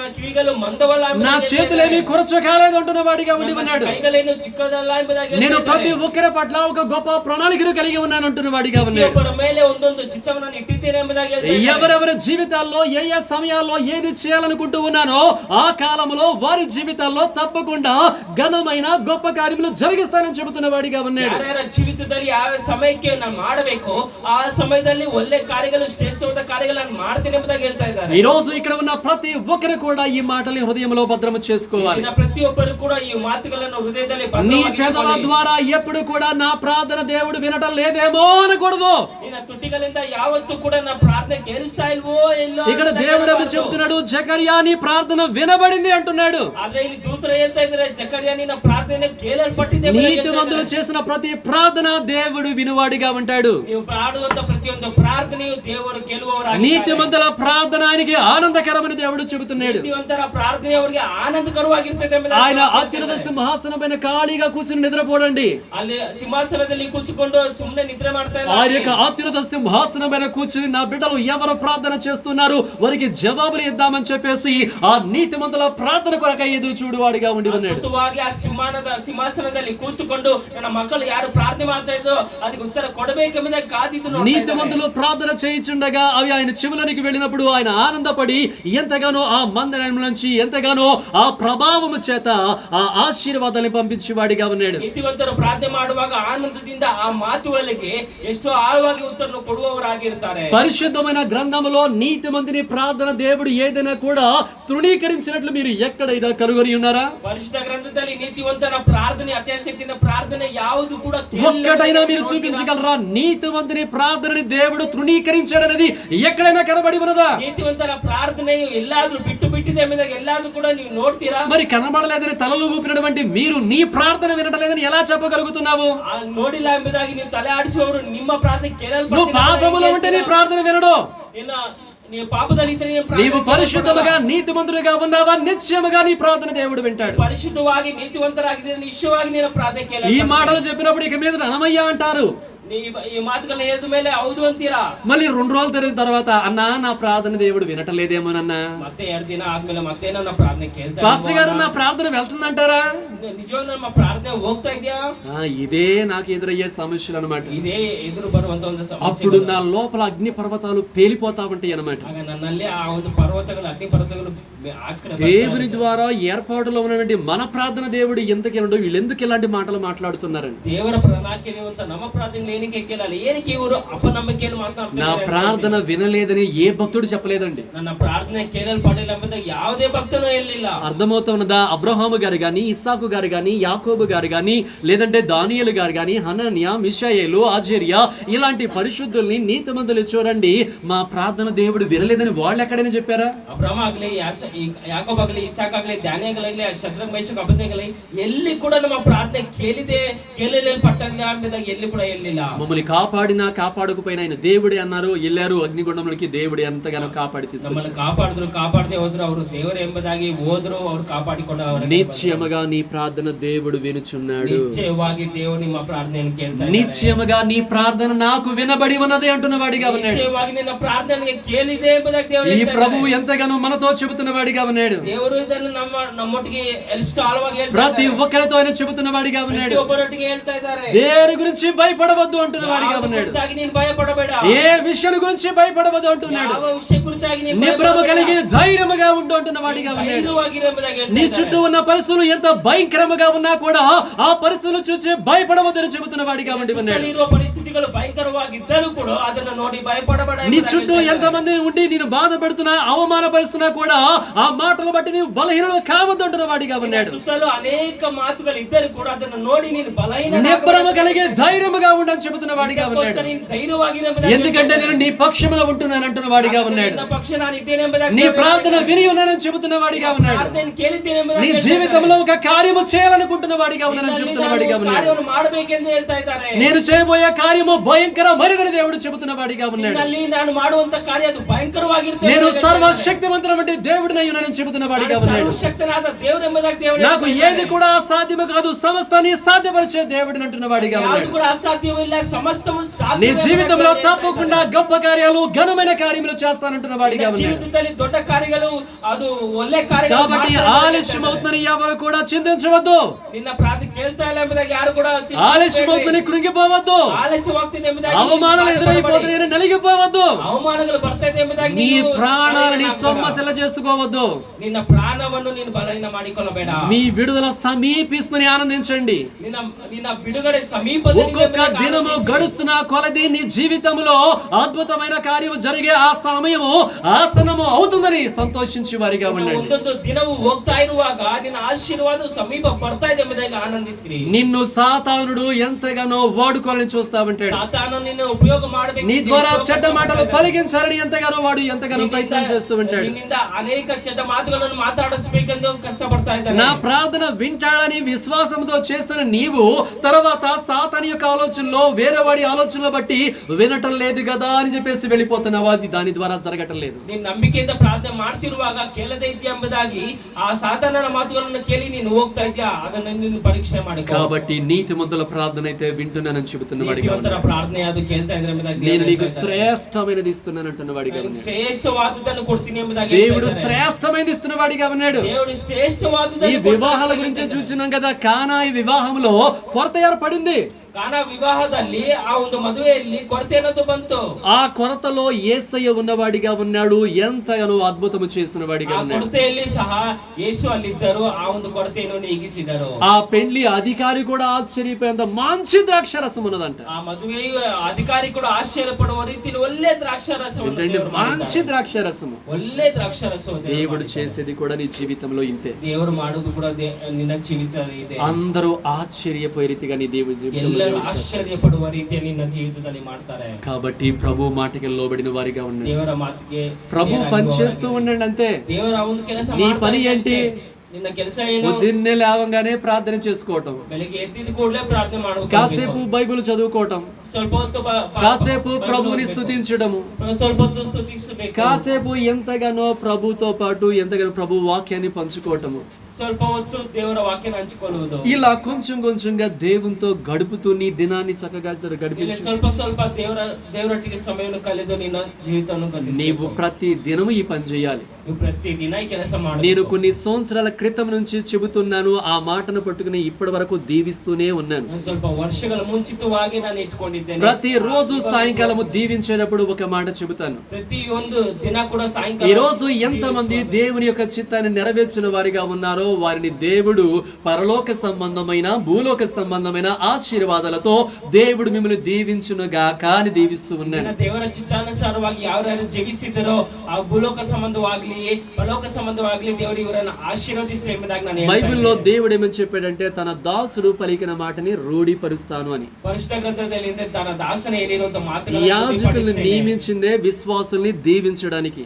ಯಾಜಕರು ನಿಯಮಿಸಿದ್ದೇ ವಿಶ್ವಾಸಿಗಳನ್ನು ಆಶೀರ್ವಾದ ಮಾಡುವುದು. కాబట్టి యాజకుడు దీవిస్తున్నప్పుడు ఆ దీవెన వర్షము నీ జీవితంలోనికి రావాలి అంటే నువ్వు దేవుని చిత్తాన్ని నెరవేర్చాలి. ಯಾಜಕರು ಆಶೀರ್ವದಿಸುವಾಗ ಆಶೀರ್ವಾದ ನಿನ್ನ ಬಳಿಗೆ ಬರಬೇಕಂದ್ರೆ దేవుని చిత్తం ఏంటి అనేది కూడా వాక్యాలతో సహా మీ అందరూ కూడా చూపించి ದೇವರ ఉన్నాయి. ಚಿತ್ತ ಏನು ಎಂಬುದಾಗಿ ವಾಕ್ಯದ ಸಹ ನಾನು ಹೇಳಿದ್ದೇನೆ. ప్రార్థన చేయటము దేవుని చిత్తమని, ಪ್ರಾರ್ಥನೆ ಮಾಡುವುದು ದೇವರ ಚಿತ್ತ, స్తుతించడము దేవుని చిత్తమని, ಸ್ತುತಿಸುವುದು ದೇವರ ಚಿತ್ತ, పాటలు పాడటము దేవుని చిత్తమని, ಹಾಡನ್ನು ಹಾಡುವುದು ದೇವರ ಚಿತ್ತ, ప్రకటించడము దేవుని చిత్తమని, ಪ್ರಕಟಿಸುವುದು ದೇವರ దేవుడు చేసిన కార్యాలని సాక్ష్య రూపంలో చెప్పడము దేవుని చిత్తమని, ದೇವರು ಹೇಳಿರುವಂತ ದೇವರು ಮಾಡಿರುವಂತ ಕಾರ್ಯಗಳು ಸಾಕ್ಷ್ಯ ರೂಪದಲ್ಲಿ ಹೇಳುವುದು ದೇವರ ಚಿತ್ತ. ఇవన్నీ కూడా మన అనుదిన జీవితంలో ఒక భాగమైపోయి ఉండాలి. వాడుక చొప్పున చేసేయాలి. ಇವೆಲ್ಲವೂ ಕೂಡ ನಮ್ಮ ಜೀವಿತದಲ್ಲಿ ಒಂದು ಭಾಗವಾಗಿರಬೇಕು. ಎಲ್ಲವೂ ಕೂಡ ಮಾಡಬೇಕು. మరి నీ జీవితంలో ఇవన్నీ కూడా ఉన్నవా?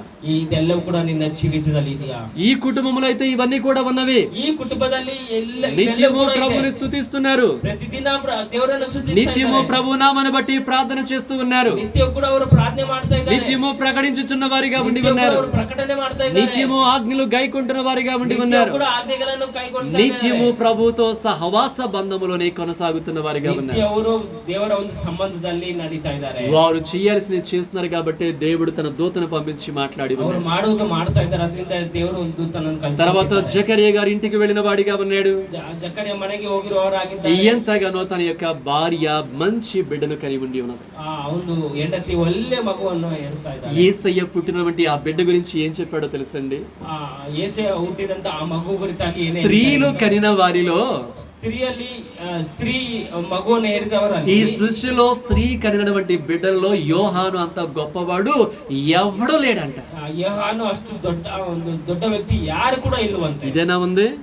స్త్రీలు కనిన వారిలో యోహాను అంత గొప్పవాడు ఎవడు కూడా మరి ఎవరు కూడా లేరంట. ಸ್ತ್ರೀ ಮಗುವನ್ನು ಹೆರಿದ ಒಂದು ರೀತಿಯಲ್ಲಿ ಯೋಹಾನ್ ಅಂತ ಯಾರು ಕೂಡ ಇಲ್ಲ ಎಂಬುದಾಗಿ ವಾಕ್ಯ ಹೇಳ್ತಾ ಇದೆ. ఎందుకు ఆ మాట చెప్పాడు యేసయ్య? ಯಾವುದಕ್ಕಾಗಿ ಆ ಮಾತನ್ನು ಹೇಳ್ತಾ ಇದ್ದಾರೆ? అంతగా తల్లిదండ్రులు దేవునితో గడిపారు కాబట్టి, ಅಷ್ಟು ಆಳವಾಗಿ ತಂದೆ ತಾಯಿಗಳು వృద్ధాప్యము వరకు వాళ్ళు చేయాల్సిన చేసుకుంటూ వెళుతున్నారే కాబట్టి ಆ ವೃದ್ಧಾಪ್ಯದಲ್ಲಿ ಇರುವವರೆಗೂ ಕೂಡ ಅವರು ಮಾಡೋದನ್ನು ಮಾಡತಕೊಂಡೇ దేవుడు నిర్ణయ కాలంలో చేశాడు. శ్రేష్టమైన బిడ్డనిచ్చి ఉన్నాడు. ದೇವರು ತನ್ನ ಸಮಯದಲ್ಲಿ ಎಲ್ಲವನ್ನು ಮಾಡಿದ್ದಾರೆ. ಶ್ರೇಷ್ಠವಾದ ఆ బిడ్డ ఎంత మందిని దేవుని వైపు తిప్పాడండి. ಆ ಮಗುವನ್ನು ಎಷ್ಟು ಜನರನ್ನು ದೇವರ ಬಳಿಗೆ ತಿರುಗಿಸಿದ್ದಾರೆ. అతడు ఎక్కడో గొప్ప మేడగదుల్లో ఉండలేదు. ಅವರು ಎಲ್ಲ ದೊಡ್ಡ ಮನೆಗಳಲ್ಲಿ ಇರಲಿಲ್ಲ. అరణ్యములో జీవిస్తున్న వాడిగా ఉన్నాడు. ಅರಣ್ಯದಲ್ಲಿ ಜೀವಿಸುವವರಾಗಿದ್ದರು. మిడతల్ని తింటున్న వాడిగా ఉండి ఉన్నాడు. ಮಿಡತೆಗಳನ್ನು ತಿನ್ನುವವನಾಗಿದ್ದನು. తేనె తాగుతున్న వాడిగా ఉన్నాడు. ಅಲ್ಲಿರುವುದನ್ನು ఆ ಕುಡಿಯುವವನಾಗಿದ್ದನು. మామూలు చర్మాన్ని కప్పుకున్నాడు. మిగతా వాళ్ళకిలాగా అంగీలు వేసుకుని ఉండలేదు. ಬೇರೆಯವರ ಹಾಗೆ ಬಟ್ಟೆಗಳಾಗ್ಲಿಲ್ಲ, ಅದು ಚರ್ಮಗಳನ್ನು అరణ్యములో ప్రకటన చేస్తున్నాడంట. ಅಲ್ಲೆಲ್ಲವೂ ಪ್ರಕಟಣೆ ಮಾಡ್ತಾ ఆ ಇದ್ದಾರೆ. ప్రకటన మాటలు విని అందరూ కూడా ఈ వీధుల్లో నుంచి పట్టణాల్లో నుంచి అరణ్యములోనికి పరిగెడుతున్నారంట. ಆ ಪ್ರಕಟಣೆ ಕೇಳಿ ಎಲ್ಲಾ ಜನರು ಕೂಡ ಆ ದಾರಿಯಲ್ಲಿ ಓಡ್ತಾ ಇದ್ದಾರೆ, ಅರಣ್ಯಕ್ಕೆ ಹೋಗ್ತಾ ಇದ್ದಾರೆ. పైగా అరణ్యంలోకి వచ్చినప్పుడు ఎలా ఆహ్వానించాలి యోహాను గారు? ಅರಣ್ಯಕ್ಕೆ ಬಂದಾಗ ಯೋಹಾನನ ఆహా నా సహోదరుడా వచ్చినావు రా రా అని రెండు చేతులు చాపాలి. ಆ ನನ್ನ ಸಹೋದರರು ಬರ್ತಾ ಇದ್ದಾರೆ ಮತ್ತೆ ಎರಡು ಕೈಗಳು వచ్చిన వాళ్ళు ఏమన్నాడు? సర్ప సంతానమా అంటున్నాడు. ಆ ಬಂದಿರೋರಿಗೆ ಏನಂತ ಇದೆ? ಸರ್ಪ ಸಂತಾನವೇ. ఎవడ మీకు ఇలా పుట్టించిన వాడిగా ఉన్నాడు అంటూ ఉన్నాడు. ಯಾರು ನಿಮ್ಗೆ ಹಿಂಗೆ ಹುಟ್ಟಿಸಿದ್ದಾರೆ ಎಂಬುದಾಗಿ ಹೇಳ್ತಾ ಇದ್ದಾರೆ. ఎన్నన్నా కూడా ఆయన ఎవరో వీళ్ళందరికీ అర్థమైపోయింది. ಎಷ್ಟು ಹೇಳಿದ್ರು ಕೂಡ ಅವ್ರು ಯಾರು ಎಂಬುದಾಗಿ ಇವರು ಎಲ್ಲರಿಗೂ ಕೂಡ ಅರ್ಥವಾಗೋಯ್ತು. ఎంతగానో ఆ బిడ్డ యొక్క మాటలు విన్నారు.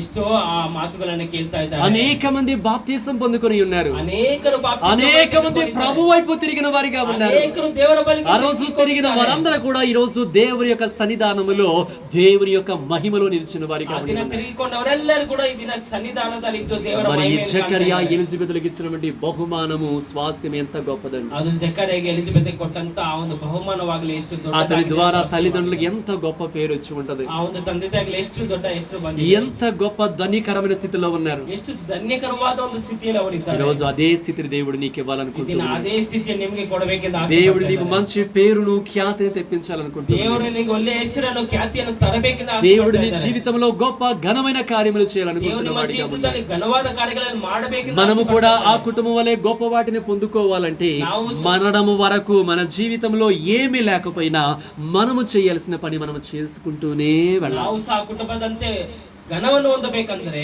ಮರಣ ಪರ್ಯಂತರವರೆಗೂ ಕೂಡ ಆ ದೇವರ ಚಿತ್ತವನ್ನು ಮಾಡಿಕೊಂಡು ಹೋಗ್ತಾ ಇರಬೇಕು. మనం ఒకటే పాట పాడుకుంటూ వెళ్ళిపోతాడు. ನಾವು ಒಂದೇ ಹಾಡನ್ನು ಆಡ್ಕೊಂಡು ಹೋಗ್ತಾ ఏమైనా చేయగలవు, కథ మొత్తం మార్చగలవు, నీ నామముకే మహిమంతా తెచ్చుకొందువు. ఏమైనా చేయగలవు, కథ మొత్తం మార్చగలవు, నీ నామముకే మహిమంతా తెచ్చుకొందువు. యేసయ్యా యేసయ్యా నీకే నీకే సాధ్యము. యేసయ్యా బిగ్గరగా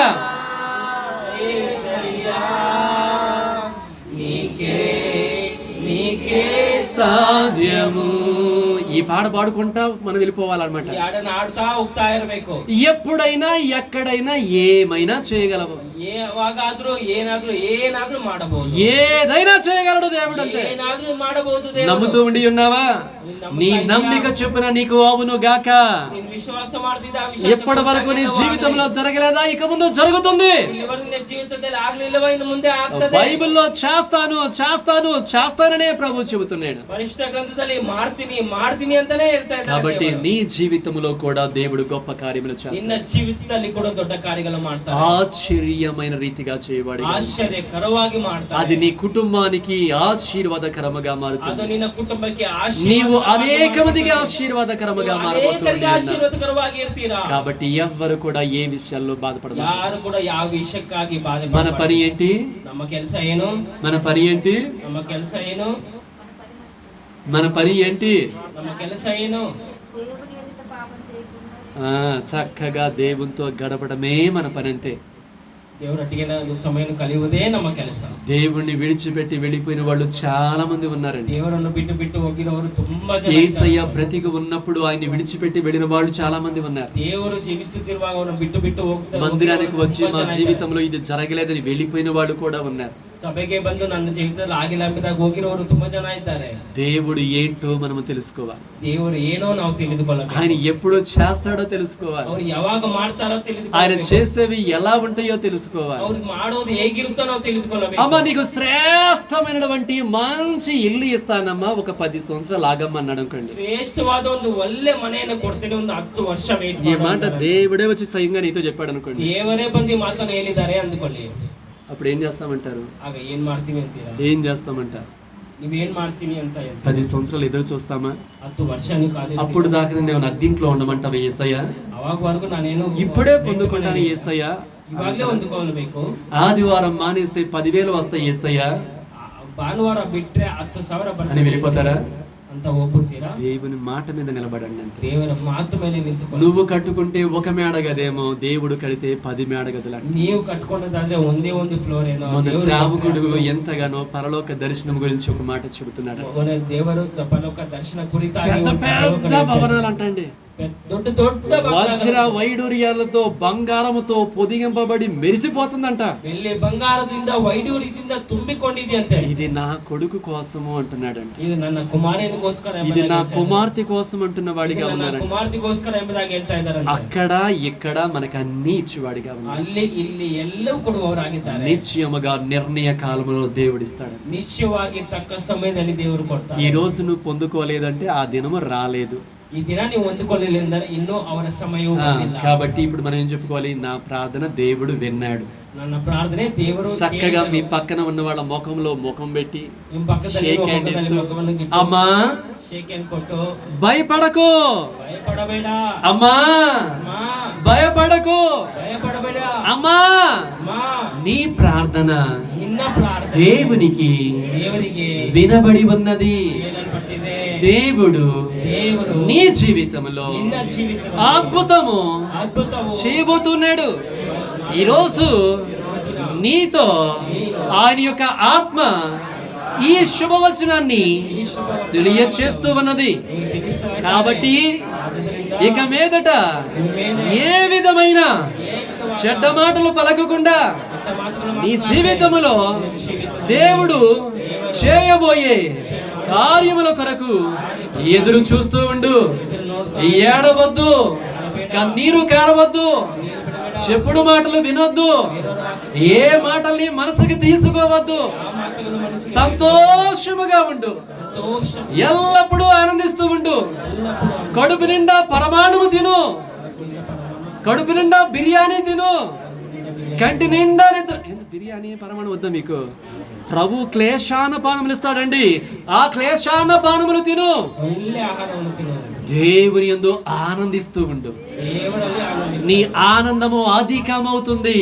ಆನಂದವಾಗಿ ఇది ప్రభువు చెప్పుచున్న మాట. ಇದು ದೇವರು ಹೇಳ್ತಾರೆ. జకర్యా ఎలిజబెతులకి దేవుడు గొప్ప ఆనందం ఇచ్చి ఉన్నాడు. ಜಕರ್ಯ ಎಲಿಜಬೆತ್ಗೆ ದೊಡ್ಡ ಆನಂದವನ್ನು వారి కొరతలు తీర్చిన వాడిగా ఉన్నాడు. ಕೊರತೆಯನ್ನು ತೀರಿಸಿ, నీ కొరతలు కూడా తీర్చి అధికమైన ఆనందాన్ని అనుగ్రహించి వాడిగా ఉన్నాడు. ಕೊರತೆಯನ್ನು ತೀರಿಸಿ ಅಧಿಕವಾದ ಆನಂದವನ್ನು ಕೊಡ್ತಾರೆ. ఇది పొందుకోవడానికి సిద్ధముగా ఉన్నావా? ಇದು ಹೊಂದಿಕೊಳ್ಳಲಿಕ್ಕೆ ಸಿದ್ಧವಾಗಿ ఇది జరుగుతుందని నమ్ముతున్నావా?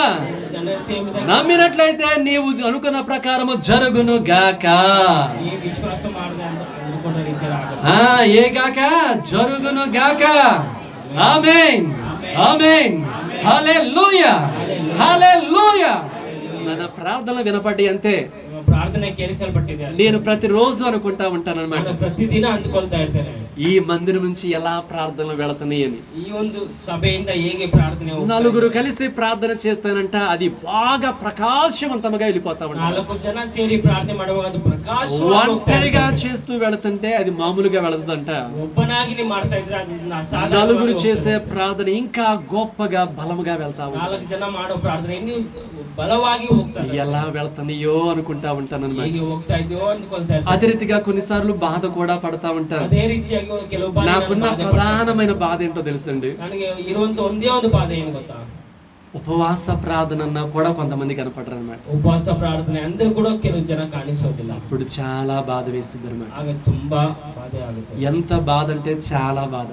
ಎಷ್ಟು ಬೇಜಾರಾಗುತ್ತೆ ಅಂದ್ರೆ ತುಂಬಾ ಬೇಜಾರಾಗುತ್ತೆ. నా వారు కనీసం సెలవు దినములో కూడా ఉపవాస ప్రార్థనలో గడపటలేదంటే, ನನ್ನವರು ಆ ರಜೆ ದಿನದಲ್ಲಿ ಕೂಡ ಉಪವಾಸ ಪ್ರಾರ್ಥನೆಗೆ ಬರ್ತಾ ಇಲ್ಲ. ఎందుకంటే ప్రార్థన ఎలా వెళుతుందో నేను విని ఉన్నాను. ಯಾಕಂದ್ರೆ ಪ್ರಾರ್ಥನೆ ಯಾವ ರೀತಿ ಹೋಗ್ತಾ ಇದೆಯೋ ನಾನು ಕೇಳಿದ್ದೇನೆ. నా సంఘం నుంచి ఇంకా వెళ్ళాలని కోరుకునేవాడిని నేను. ಸಭೆಯಿಂದ ಇನ್ನೂ ಹೋಗಬೇಕೆಂಬುದಾಗಿ కానీ ಆಸೆ వెళ్ళాల్సినంత వెళ్ళటలేదని బాధ కలుగుతుంది. ಹೋಗುವ ರೀತಿಯಲ್ಲಿ ಹೋಗ್ತಾರೆ ಎಂಬುದಾಗಿ ಬಾಧೆ ಪಡ್ತಾ ಇದ್ದಾರೆ. కోవిడ్కి ముందు బాగా ఉన్నాం, ಕೋವಿಡ್ ಮುಂಚೆ ತುಂಬಾ కోవిడ్ తర్వాత మందిరానికి దూరంగా ఉంటున్నాం. ಕೋವಿಡ್ ಆದ್ಮೇಲೆ ಮಂದಿರಕ್ಕೆ ఆదివారం మాత్రమే దేవుని సన్నిధానంలో కనపడుతుంది. ಭಾನುವಾರ ಮಾತ್ರ ದೇವರ ಸನ್ನಿಧಾನದಲ್ಲಿ ఇది ಕಾಣಿಸಿಕೊಳ್ಳುತ್ತೆ. మంచిది కాదండి, ఎక్కువగా ప్రభుత్వం ಇದು గడపడం. ಒಳ್ಳೆಯದಲ್ಲ, ಹೆಚ್ಚಾಗಿ ದೇವರ ಸಮಯದಲ್ಲಿ ಇರಬೇಕು. నేను చాలా సార్లు అనుకుంటా ఉన్నాను, ನಾನು ತುಂಬಾ ಸಾಲ ಅಂದ್ಕೊಳ್ತಾ యవ్వన బిడ్డల గురించి సంఘమంతా ఒక రోజు ఉపవాసం ఉండి ప్రార్థన ಯೌವನ చేద్దాం. ಮಕ್ಕಳ ಕುರಿತಾಗಿ ಸಂಘವೆಲ್ಲವೂ ಸೇರಿ రండి ఉపవాసం ఉండి ప్రార్థన చేద్దామంటే రావటం లేదు.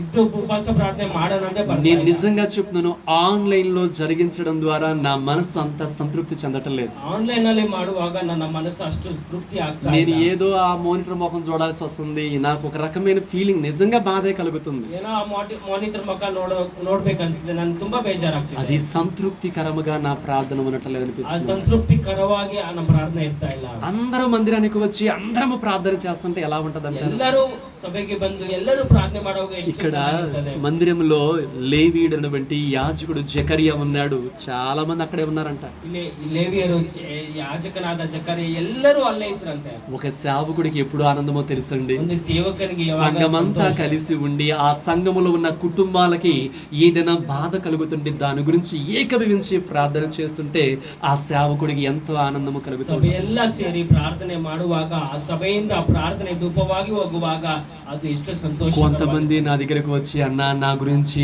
ప్రార్థన చేయన్నా అంటూ ఉన్నారు. ಸ್ವಲ್ಪ ಜನ ನನ್ನ ಹತ್ರ ಬಂದು ನನ್ನ ಕುರಿತಾಗಿ ಪ್ರಾರ್ಥನೆ ಮಾಡಿ. నిజంగా ఆ మాట వింటుంటే నాకు చాలా బాధేస్తుంది అనమాట. ಆ ಮಾತನ್ನು ಕೇಳುವಾಗ ನನಗೆ ತುಂಬಾ ಬೇಜಾರಾಗ್ತದೆ. ఎందుకు బాధేస్తుందంటే వాళ్ళు అడిగినందుకు కాదండి, ಏನಕ್ಕೆ ಬೇಜಾರಾಗ್ತದೆ, ಅವ್ರು ಕೇಳಿದಕ್ಕೆ ಅಲ್ಲ. నేను సంఘము చేత ఆ రీతిగా చేపించలేకపోతున్నందుకు బాధపడుతున్నా. ನಾನು ಸಭೆಯಿಂದ ಆ ರೀತಿಯಾಗಿ ಮಾಡಲ್ಪಡಲಿಕ್ಕೆ ಆಗ್ತಾ ಇಲ್ಲ. వివాహాల గురించి అని, ఆర్థిక సమస్యల గురించి అని వేరే వేరే కారణాల బట్టి ప్రార్థనలు అడుగుతూ ఉన్నారు. ವಿವಾಹ ಕುರಿತಾಗಿ ಆಗಲಿ, ಆರ್ಥಿಕ ಸಮಸ್ಯೆಗಳ ಕುರಿತಾಗಿ ಬೇರೆ ಬೇರೆ ವಿಷಯಗಳಿಗಾಗಿ ಅವರು ಹೇಳ್ತಾ ಇದ್ದಾರೆ. వీటికి విడుదల రావాలంటే సంఘమంతా కూడా ఏకీభవించి ప్రార్థన చేయాలి. ಬಿಡುಗಡೆ ಬರಬೇಕೆಂದ್ರೆ ಸಭೆಯಾಗಿ ನಾವು ಒಂದೇ ರೀತಿಯಾಗಿ సంఘము ప్రార్థన చేస్తుంటే కుటుంబాల్లో దేవుడు అద్భుతాలు చేస్తాడు. ಸಭೆಯಲ್ಲಿ ಪ್ರಾರ್ಥನೆ ಮಾಡುವಾಗ ದೇವರ ಕುಟುಂಬದಲ್ಲಿ అలాంటి ప్రార్థనలు చేద్దామా మనము? ಆ ರೀತಿಯಾದ ಪ್ರಾರ್ಥನೆಗಳು ಮಾಡೋಣ. నా పైన మీకేమైనా ఉన్నా, మీ పైన నాకేమైనా కూడా క్షమించుకుందాం. ನನ್ನ ಮೇಲೆ ನಿಮ್ಗೆ ಏನಾದ್ರೂ ಇದ್ರೆ, ನಿನ್ನ ಮೇಲೆ ನನಗೇನಾದ್ರೂ ಇದೆ, ನಾವು ಕ್ಷಮಿಸಲ್ಪಡೋಣ. ఒకరిని ఒకరు ప్రేమించుకుందాం. ಒಬ್ಬರಿಗೊಬ್ಬರು ಪ್ರೀತಿ, అందరము దేవుని సన్నిధానములో ఉందాం. ಎಲ್ಲರೂ ದೇವರ ಸಭೆಯಲ್ಲಿ ఒక విషయం నిమిత్తమే ఎలుగెత్తి ప్రార్థన చేద్దాం. ಒಂದು విషಯದ ಕುರಿತಾಗಿ ನಾವು నేను ఎప్పుడు కూడా మీతో చెబుతున్నాను, ఒక కుటుంబానికి ఒక సమస్య వచ్చిందంటే అది ఆ కుటుంబముతో గురించి మాత్రమే కాదు అని. ಒಂದು ಕುಟುಂಬಕ್ಕೆ ಒಂದು ಸಮಸ್ಯೆ ಬಂದ್ರೆ ಅದು ಬರೀ ಆ ಕುಟುಂಬಕ್ಕೆ ఆ ಮಾತ್ರ కుటుంబము ಅಲ್ಲ. సంఘములో ఉన్నది కాబట్టి అది కుటుంబ సమస్య, మనందరి సమస్యగా మనం ప్రార్థన ಆ చేయాలి. ಕುಟುಂಬ ಸಭೆಯಲ್ಲಿರೋದ್ರಿಂದ ನಮ್ಮೆಲ್ಲರ ಸಮಸ್ಯೆ ಕೂಡ ಆಗಿದೆ ಅದು. మరి అలాంటి ప్రార్థనలు చేద్దామంటారా? ಆ ರೀತಿಯಾದ ಪ್ರಾರ್ಥನೆಗಳನ್ನ ಮಾಡೋಣ. ప్రభుతో గడుపుదాం రండి, ದೇವರೊಟ್ಟಿಗೆ ನಾವು ಸಮಯವನ್ನು ಕಳೆಯೋಣ. ప్రార్థన చేద్దాం రండి, ಪ್ರಾರ್ಥನೆ ಮಾಡೋಣ ಬನ್ನಿ. ప్రభు గురించి నిలబడదాం రండి, ಪ್ರಭು ಕುರಿತಾಗಿ ನಾವು ನಿಂತುಕೊಳ್ಳೋಣ ಬನ್ನಿ. విశ్వాసులుగా మనం ఏం చేయాలో అది చేద్దాం రండి. ವಿಶ್ವಾಸಿಗಳಾಗಿ ನಾವು ಏನ್ ಮಾಡ್ಬೇಕು ಅದು దేవుడు ಮಾಡೋಣ. అందరి జీవితాల్లో గొప్ప కార్యములు చేస్తాడు. ಎಲ್ಲರ ಜೀವಿತದಲ್ಲಿ ದೊಡ್ಡ ಕಾರ್ಯ. ఎవరు కూడా బిగబట్టి కూర్చోమాకండి, ಯಾರು ಕೂಡ ಗಟ್ಟಿ ఏ విషయాల్లో పంతాలు పట్టమాకండి. ಯಾವ విషಯದಲ್ಲಿ ಕೂಡ ನೀವು పంతాలన్నిటి నుంచి బయటికి రండి. ಆ పంతాలిಂದ ఇష్టపూర్వకంగా అందరం ప్రార్థన చేద్దాం. ಹೃದಯಪೂರ್ವಕವಾಗಿ ನಾವು అయ్యా నా సహోదరికి సహాయం చేయని ప్రార్థన చేద్దాం. ದೇವರೇ ನನ್ನ ಸಹೋದರಿಗೆ ಸಹಾಯ ಮಾಡು ఈ ಎಂಬುದಾಗಿ కష్టాన్ని నువ్వే తీసివేయగలిగిన కన్నీటితో ప్రార్థన చేద్దాం రండి. ಕಷ್ಟಗಳನ್ನು ನೀವೇ ತೆಗೆಯಲು ఒక ಸಾಧ್ಯವಾಗಿದೆ. కుటుంబము ఇంకొక కుటుంబం గురించి ప్రార్థించే విధముగా ఉండాలి. ಒಂದು ಕುಟುಂಬ ಇನ್ನೊಂದು ಕುಟುಂಬಕ್ಕೆ ಪ್ರಾರ್ಥನೆ ಮಾಡುವ. జకర్యా ఎంతమంది కన్నీరు తుడిచిన వాడిగా ఉంటున్నాడు, ಜಕರ್ಯ ಎಷ್ಟು ಕಣ್ಣೀರನ್ನು ಒರೆಸುವ, ఎంతమంది గురించి ప్రార్థన చేస్తూ ఉంటాడంటారు. ಎಷ್ಟರ ಕುರಿತಾಗಿ ಪ್ರಾರ್ಥನೆ ಮಾಡುವವನ. కాబట్టి అతని ప్రార్థన దేవుడు ఆలకించి ఉన్నాడు. ಆತನ ಪ್ರಾರ್ಥನೆ ದೇವರಿಗೆ. మనం ఏది విత్తుతున్నామో అది కోసే వారముగా ನಾವು మనం ಯಾವುದನ್ನು ಬಿತ್ತುತ್ತೀವೋ ಅದನ್ನು మనం ఇతరుల యొక్క బాధల్లో పాలు పందులు పంచుకుని ప్రార్థన చేస్తుంటే మన కన్నీటిని, మన బాధని దేవుడు అంగీకరించి జవాబులు ಇತರರ దయచేస్తాడు. ಬಾಧೆಗಳಲ್ಲಿ ನಾವು ಕೂಡ ಭಾಗವನ್ನು ತೆಗೆದುಕೊಂಡು ಅವರಿಗೆ ಪ್ರಾರ್ಥನೆ ಮಾಡುವುದಾದ್ರೆ నా సమస్య కాదు కదా, వాళ్ళ సమస్య కదా, నువ్వు ముడుచుకుని కూర్చొని ఉన్నావా? నీ జీవితంలో గొప్ప వాటిని ನನ್ನ చూడు. ಸಮಸ್ಯೆ ಅಲ್ವಲ್ಲ, ಅದು ಅವರ ಸಮಸ್ಯೆ ಇಲ್ಲ ಎಂಬುದಾಗಿ ಸುಮ್ಮನೆ ಇದ್ದರೆ అర్థమవుతుందా? ఒక వ్యక్తి యొక్క బాధ ఎవరిది? సంఘానిదేనండి. ಅದು ಸಭೆಯದೇ ಆಗಿದೆ. ఎంతగానో జైల్లో మా అన్నగారు ఉన్నాడు. ಎಷ್ಟು ನಮ್ಮ ಅಣ್ಣ ಜೈಲಲ್ಲಿ ಇದ್ದಾರೆ. అయ్యా ఇప్పుడు దాకా మమ్మల్ని లాక్కుని బీకుని వెళ్ళిపోయినాడు, జైల్లో ఉన్నాడు, కాసేపు రెస్ట్ తీసుకుందామని ఏమని అనుకున్నారు వాళ్ళు? ಇಲ್ಲಿವರೆಗೂ ಕೂಡ ನನ್ನ ಹೇಳ್ಕೊಂಡು ಹೋಗಿದ್ದಾರೆ, ಜೈಲಲ್ಲಿ ರೆಸ್ಟ್ ತಗೊಳ್ಳಿ ಎಂಬುದಾಗಿ అందరూ ఏకీభవించి ప్రార్థన చేశారండి. ಎಲ್ಲರೂ ಪ್ರಾರ್ಥನೆ ಮಾಡಿದ್ದಾರೆ. ఒక వ్యక్తికి కష్టం వచ్చినప్పుడు సంఘము నిలబడాలంటండి. ಒಂದು వ్యక్ತಿಗೆ ಕಷ್ಟ ಬಂದ್ರೆ ಆ ಸಭೆಯು ನಿಂತುಕೊಳ್ಳಬೇಕಂತ. ఈ సంఘం అంటేనే దేవుడికి ఇష్టం. ಅದೇ ಅಲ್ಲ, ಆ ರೀತಿಯಾದ ಸಭೆ నాది కాదు అనుకున్నాం అనుకోండి, ఆ వ్యక్తిని, ఆ సంఘాన్ని దేవుడు మెచ్చడు. ಆ ಸಭೆಯನ್ನು ಯಾವಾಗಲೂ ಕೂಡ ఒక సేవకుడిగా ఉండి నేను మీ కొరకు ప్రార్థన చేయకపోతే దేవుడు నన్ను చూసి మెచ్చడు. ಒಂದು ಸೇವಕನಾಗಿ ನಿಮ್ಮ ಕುರಿತಾಗಿ ನಾನು ಪ್ರಾರ್ಥನೆ ಮಾಡದೆ ಹೋದ್ರೆ ದೇವರು ನನ್ನನ್ನು ಮೆಚ್ಚೋದಿಲ್ಲ. నేను మీ కొరకు ప్రార్థన చేస్తుంటే నా కుమారుడు నా వారి కొరకు ప్రార్థన చేస్తుంటే ఇస్తాడు.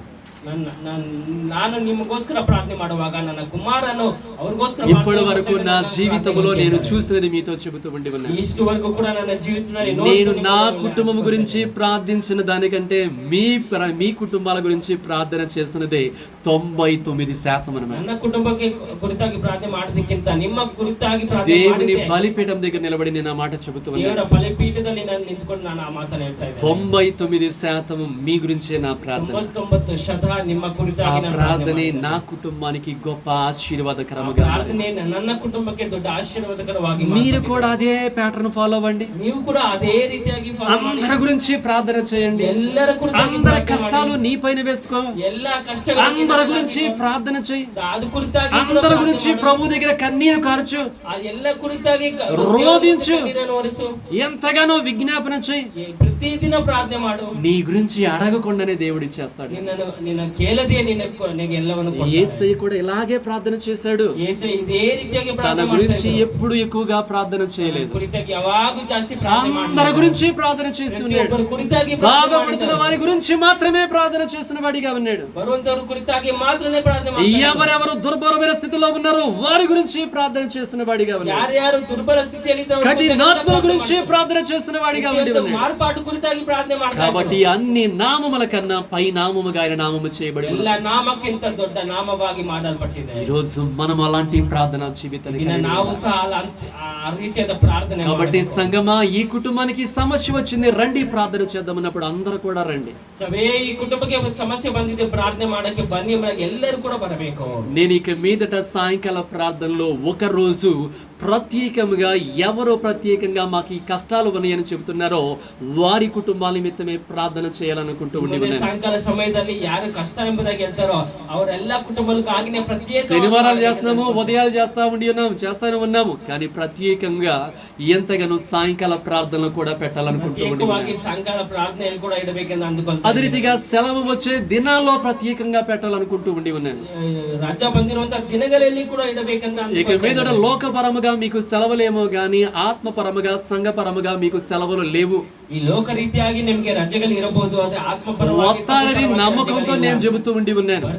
ನಂಬಿಕೆಯಿಂದ నా వారు అనేక మంది కొరకు ప్రార్థన చేస్తారని వస్తారని నమ్మి ఆ దినమందు ప్రార్థన పెట్టాలనుకుంటున్నారు. ಬರ್ತಾರೆ ಪ್ರಾರ್ಥನೆ ಮಾಡ್ತಾರೆ ಎಂಬುದಾಗಿ ಅಂದುಕೊಂಡು ಆ ದಿನಗಳಲ್ಲಿ ಇಡಬೇಕೆಂದು మీ ఆశీర్వాదము కొరకే నేను చెబుతూ ఉండి ఉన్నాను. ఆశీర్వాద కొరకే ನಾನು ಹೇಳ್ತಾ ಇದ್ದೇನೆ. మనము దేవుని యొక్క సన్నిధానంలో పని చేస్తే మనకు ఆశీర్వాదం. ದೇವರ ಸನ್ನಿಧಾನದಲ್ಲಿ ಕೆಲಸ ಮಾಡಿದ್ರೆ జకర్యా ఎలిజబెత్ చేస్తున్న గొప్ప కార్యం ఏదైనా ఉంటే దేవుని సన్నిధానంలో పని చేశారంతే. జకర్యా ఎలిజబెత్ ఏనాದರೂ ದೊಡ್ಡ ಕಾರ್ಯ ಮಾಡಿದ್ರಂದ್ರೆ ದೇವರ ಸನ್ನಿಧಾನದಲ್ಲಿ ಕೆಲಸ పని వారికి గొప్ప జీతాన్ని తీసుకొచ్చింది. ಆ ಕೆಲಸ ಅವರಿಗೆ ದೊಡ್ಡ ಸಂಬಳವನ್ನು ತೆಗೆದುಕೊಂಡು ಬಂದಿದೆ. కాబట్టి పని చేద్దామా? ನಾವು ಎಲ್ಲರೂ ಕೆಲಸ ಮಾಡೋಣ. మన పని మనం చేద్దామా? ನಮ್ಮ ಕೆಲಸ ನಾವು ಮಾಡೋಣ. చేద్దామా లేదా? ಮಾಡೋಣವಾ? చేద్దామన్న వాడు ఇప్పుడు నుంచే ప్రారంభించండి, ప్రార్థన చేద్దాం, మోకరించండి. ಮಾಡೋಣ ಈಗಿಂದ ಪ್ರಾರಂಭಿಸಿ ನಾವು ಪ್ರಾರ್ಥನೆ ಮಾಡಿಕೊಳ್ಳೋಣ. అయ్యా జకర్యా ఎలిజబెత్ గారు వారి జీవితంలో ఎన్ని కొరతలు వచ్చినా ప్రార్థించడము మానలేదు.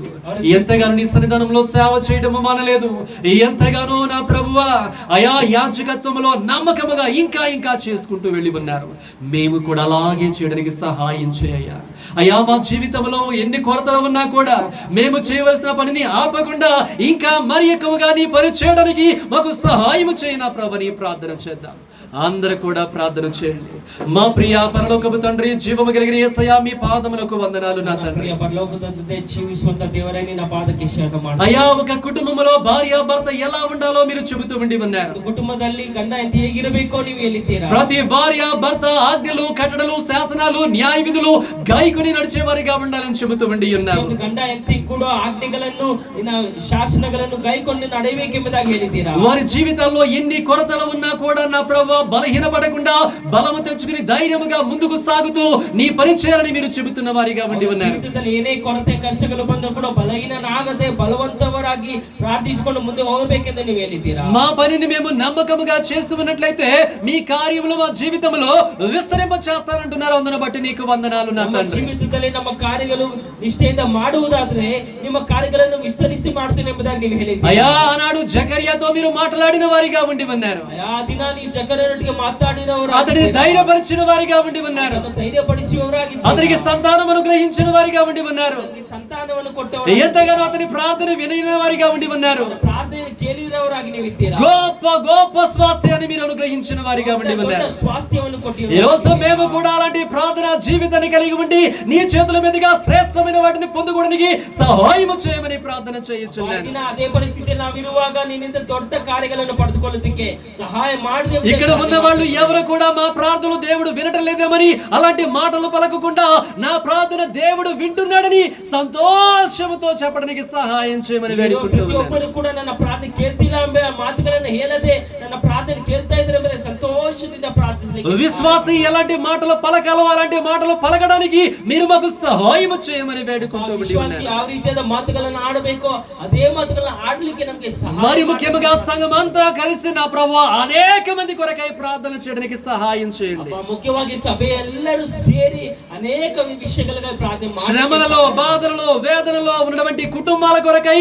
కన్నీటి ప్రార్థన చేసే విధముగా మా ప్రార్థన మలచమని వేడుకుంటూ ఉన్నాను. కష్టದಲ್ಲಿ ವೇದನೆಯಲ್ಲಿ ದುಃಖದಲ್ಲಿ ಇರುವವರಿಗಾಗಿ ಕಣ್ಣೀರಿಂದ ಪ್ರಾರ್ಥಿಸಿ ನಮ್ಮನ್ನು ಮಾರ್ಪಡಿಸಿರಿ. అయ్యా నీ మందిరము సమస్త జనులకు ప్రార్థనా మందిరం అనబడుతుంది అంటున్నావు. ಅಬ್ಬಾ ನಿನ್ನ ಮನೆಯು ಸಮಸ್ತ ಜನರಿಗೆ ಪ್ರಾರ್ಥನೆ ಮನೆಯಾಗಿದೆ ಎಂಬುದಾಗಿ ನೀವು ಹೇಳಿದ್ದೀರಿ. అయ్యా విస్తారంగా ప్రార్థనలు ఇక్కడ జరగాలి ప్రభువా. ಅಬ್ಬಾ ವಿಸ್ತಾರವಾಗಿ అనేక మంది కొరకు ప్రార్థనలు మేము చేయాలి నా ప్రభువా. ಅನೇಕ ಪ್ರಾರ್ಥನೆಗಳು ನಿಮಗೋಸ್ಕರ కన్నీటితో ప్రార్థించగలిగిన స్థితిని మాకు దయచేయండి. ಕಣ್ಣೀರಿನಿಂದ ಪ್ರಾರ್ಥಿಸಿ భారముతోను బాధ్యతతో యుతముగా ప్రార్థన చేయడానికి సహాయం చేయండి. ಭಾರದಿಂದ ನಿಮ್ಮಲ್ಲಿ ಬಂದು ಪ್ರಾರ್ಥಿಸಲಿಕ್ಕೆ ಸಹಾಯ. మా ప్రార్థనలన్నీ కూడా వింటున్నామన్న నమ్మకంతో ప్రార్థించే విధముగా మమ్మల్ని మలచండి. ಕೇಳುತ್ತಿದ್ದೀರಾ ಎಂಬುದಾಗಿ ನಂಬಿಕೆಯಿಂದ ಪ್ರಾರ್ಥಿಸಿ. అయ్యా ఇతరుల కొరకు మేము ప్రార్థన చేస్తుంటే మా జీవితంలో ఆశీర్వాదాలు వస్తాయని నమ్మి ప్రార్థించే విధముగా నా వారిని మలచండి. ಇಲ್ಲಿವರು ಕೂಡ ನಾವು ಪ್ರಾರ್ಥನೆ ಮಾಡಿದೆಲ್ಲ ನಮಗೆ ಆಶೀರ್ವಾದವಾಗಿ ಮಾರ್ಪಟ್ಟಿದೆ ಎಂಬುದಾಗಿ ನಂಬಿ ಪ್ರಾರ್ಥಿಸುವ. అదే రీతిగా ఇక్కడ ఉన్న వాళ్ళు ఎవరెవరైతే వారి కుటుంబాల్లో ఉన్న సమస్యను బట్టి బాధపడుతున్నారో వారి నిమిత్తమే ప్రార్థన చేయించున్నాను. ಅದೇ ರೀತಿಯಲ್ಲಿ ಇರುವಂತ ಪ್ರತಿಯೊಂದು ಕುಟುಂಬಗಳ ಏನೇ ಸಮಸ್ಯೆಗಳಿದೆಯೋ ಅದರ ನಿಮಿತ್ತವಾಗಿ ಕೂಡ ಪ್ರಾರ್ಥನೆ ಮಾಡ್ತಾರೆ. వారి బాధలు వేదనలు దుఃఖాలు అన్ని కూడా తీసివేయండి. బాధಗಳು ವೇದನೆಗಳು ದುಃಖವು ಎಲ್ಲವನ್ನೂ ప్రతి కన్నీటిని మీరు తొడవమని ప్రార్థన చేయించున్నాను. ಕಣ್ಣೀರನ್ನು ಒರೆಸಿರಿ ಎಂಬುದಾಗಿ ప్రతి బిడ్డ జీవితంలో ఆనందాన్ని దయచేయమని వేడుకుంటూ ఉండి ఉన్నాను. ಪ್ರತಿಯೊಂದರ ಜೀವಿತದಲ್ಲಿ ಸಂತೋಷವನ್ನು ప్రతి బిడ్డ పక్షమున మీరు నిలబడమని ప్రార్థన చేయించున్నాను. ಮಕ್ಕಳ ಪಕ್ಷದಲ್ಲಿ ನೀವು ನಿಂತುಕೊಂಡ್ರೆ అదే రీతిగా ఎవరైతే అనారోగ్యంతో బాధపడుతున్నారో వారిని ముట్టమని ప్రార్థన చేయించున్నాను. ಯಾರ್ಯಾರು ಅನಾರೋಗ್ಯದಿಂದಾರೋ ಅವರೆಲ್ಲರನ್ನು ಮುಟ್ಟಿರಿ నీ ಎಂಬುದಾಗಿ రెక్కలకు ఉన్న ఆరోగ్యంతో కప్పమని ప్రార్థన చేయించున్నాను. ನಿನ್ನ ಆರೋಗ್ಯದ ಒಂದು ವಸ್ತ್ರಗಳಿಂದ ಮುಟ್ಟಿರಿ ಎಂಬುದಾಗಿ ಪ್ರಾರ್ಥಿಸಿ. అయ్యా వారి దేహాలు మీరు తాకండి నా ప్రభువా. గొప్ప విడుదల దయచేయమని వేడుకుంటూ ఉండి ఉన్నాను. ತೆಗೆದುಕೊಂಡು ಬನ್ರಿ. అదే రీతిగా అనేక మంది జీవితాల్లో రక్షణతో కూడిన స్వస్థత కార్యములు జరిగించమని వేడుకుంటూ ఉన్నాను. ಜೀವಿತದಲ್ಲಿ ರಕ್ಷಣೆ ಕುರಿತಾದ ಒಂದು ಸ್ವಸ್ಥತೆ ತೆಗೆದುಕೊಂಡ್ಬಿಟ್ರೆ ಎಂಬುದು ಪ್ರಾರ್ಥನೆ. అదే రీతిగా మీరు నాకు ఇచ్చిన వారందరినీ కూడా మీ పాదముల దగ్గరికి తీసుకువస్తూ ఉన్నాను. ನೀನು ಕೊಟ್ಟಿರುವಂತ ಪ್ರತಿಯೊಬ್ಬನು ಕೂಡ ನಿನ್ನ ಪಾದಕ್ಕೆ నజరేయుడైన యేసు నామములో చిన్న బిడ్డలను యవన బిడ్డలని పెద్దలని వృద్ధులని పరిశుద్ధులందరినీ కూడా దీవించుకుంటూ ఉండి ఉన్నాను. ಯೇಸು ನಾಮದಲ್ಲಿ ಚಿಕ್ಕ ಮಕ್ಕಳನ್ನು ಯವನಸ್ಥರನ್ನು ವೃದ್ಧರನ್ನು ಸ್ತ್ರೀಯರನ್ನು ಎಲ್ಲರನ್ನು ಕೂಡ ನಿನ್ನ ಕರಗಳಲ್ಲಿ ಒಪ್ಪಿಸು. అయ్యా నీ దోస్తునిగా దీవిస్తూ ఉండగా మెండైన దీవెనలు కురిపించమని వేడుకుంటూ ఉన్నాను. ನಿನ್ನ ದಾಸನಾಗಿ దీవిಸುವಾಗ అధికವಾದ ఆశీర్వాదವನ್ನು ಸುರಿಸಿ. అయ్యా ఈ రోజు విని వెళుతున్నటువంటి వాక్యము వారి గుడారాలలో గొప్ప ఆశీర్వాదకరముగా రూపాంతరపరచమని వేడుకుంటూ ఉన్నాను. ಕೇಳಿಕೊಂಡು ಹೋಗ್ತಿರುವಂತ ಆ ವಾಕ್ಯಗಳು ಅವರ ಗುಡಾರದಲ್ಲಿ ಅಧಿಕವಾದ ಆಶೀರ್ವಾದ ತೆಗೆದುಕೊಂಡು.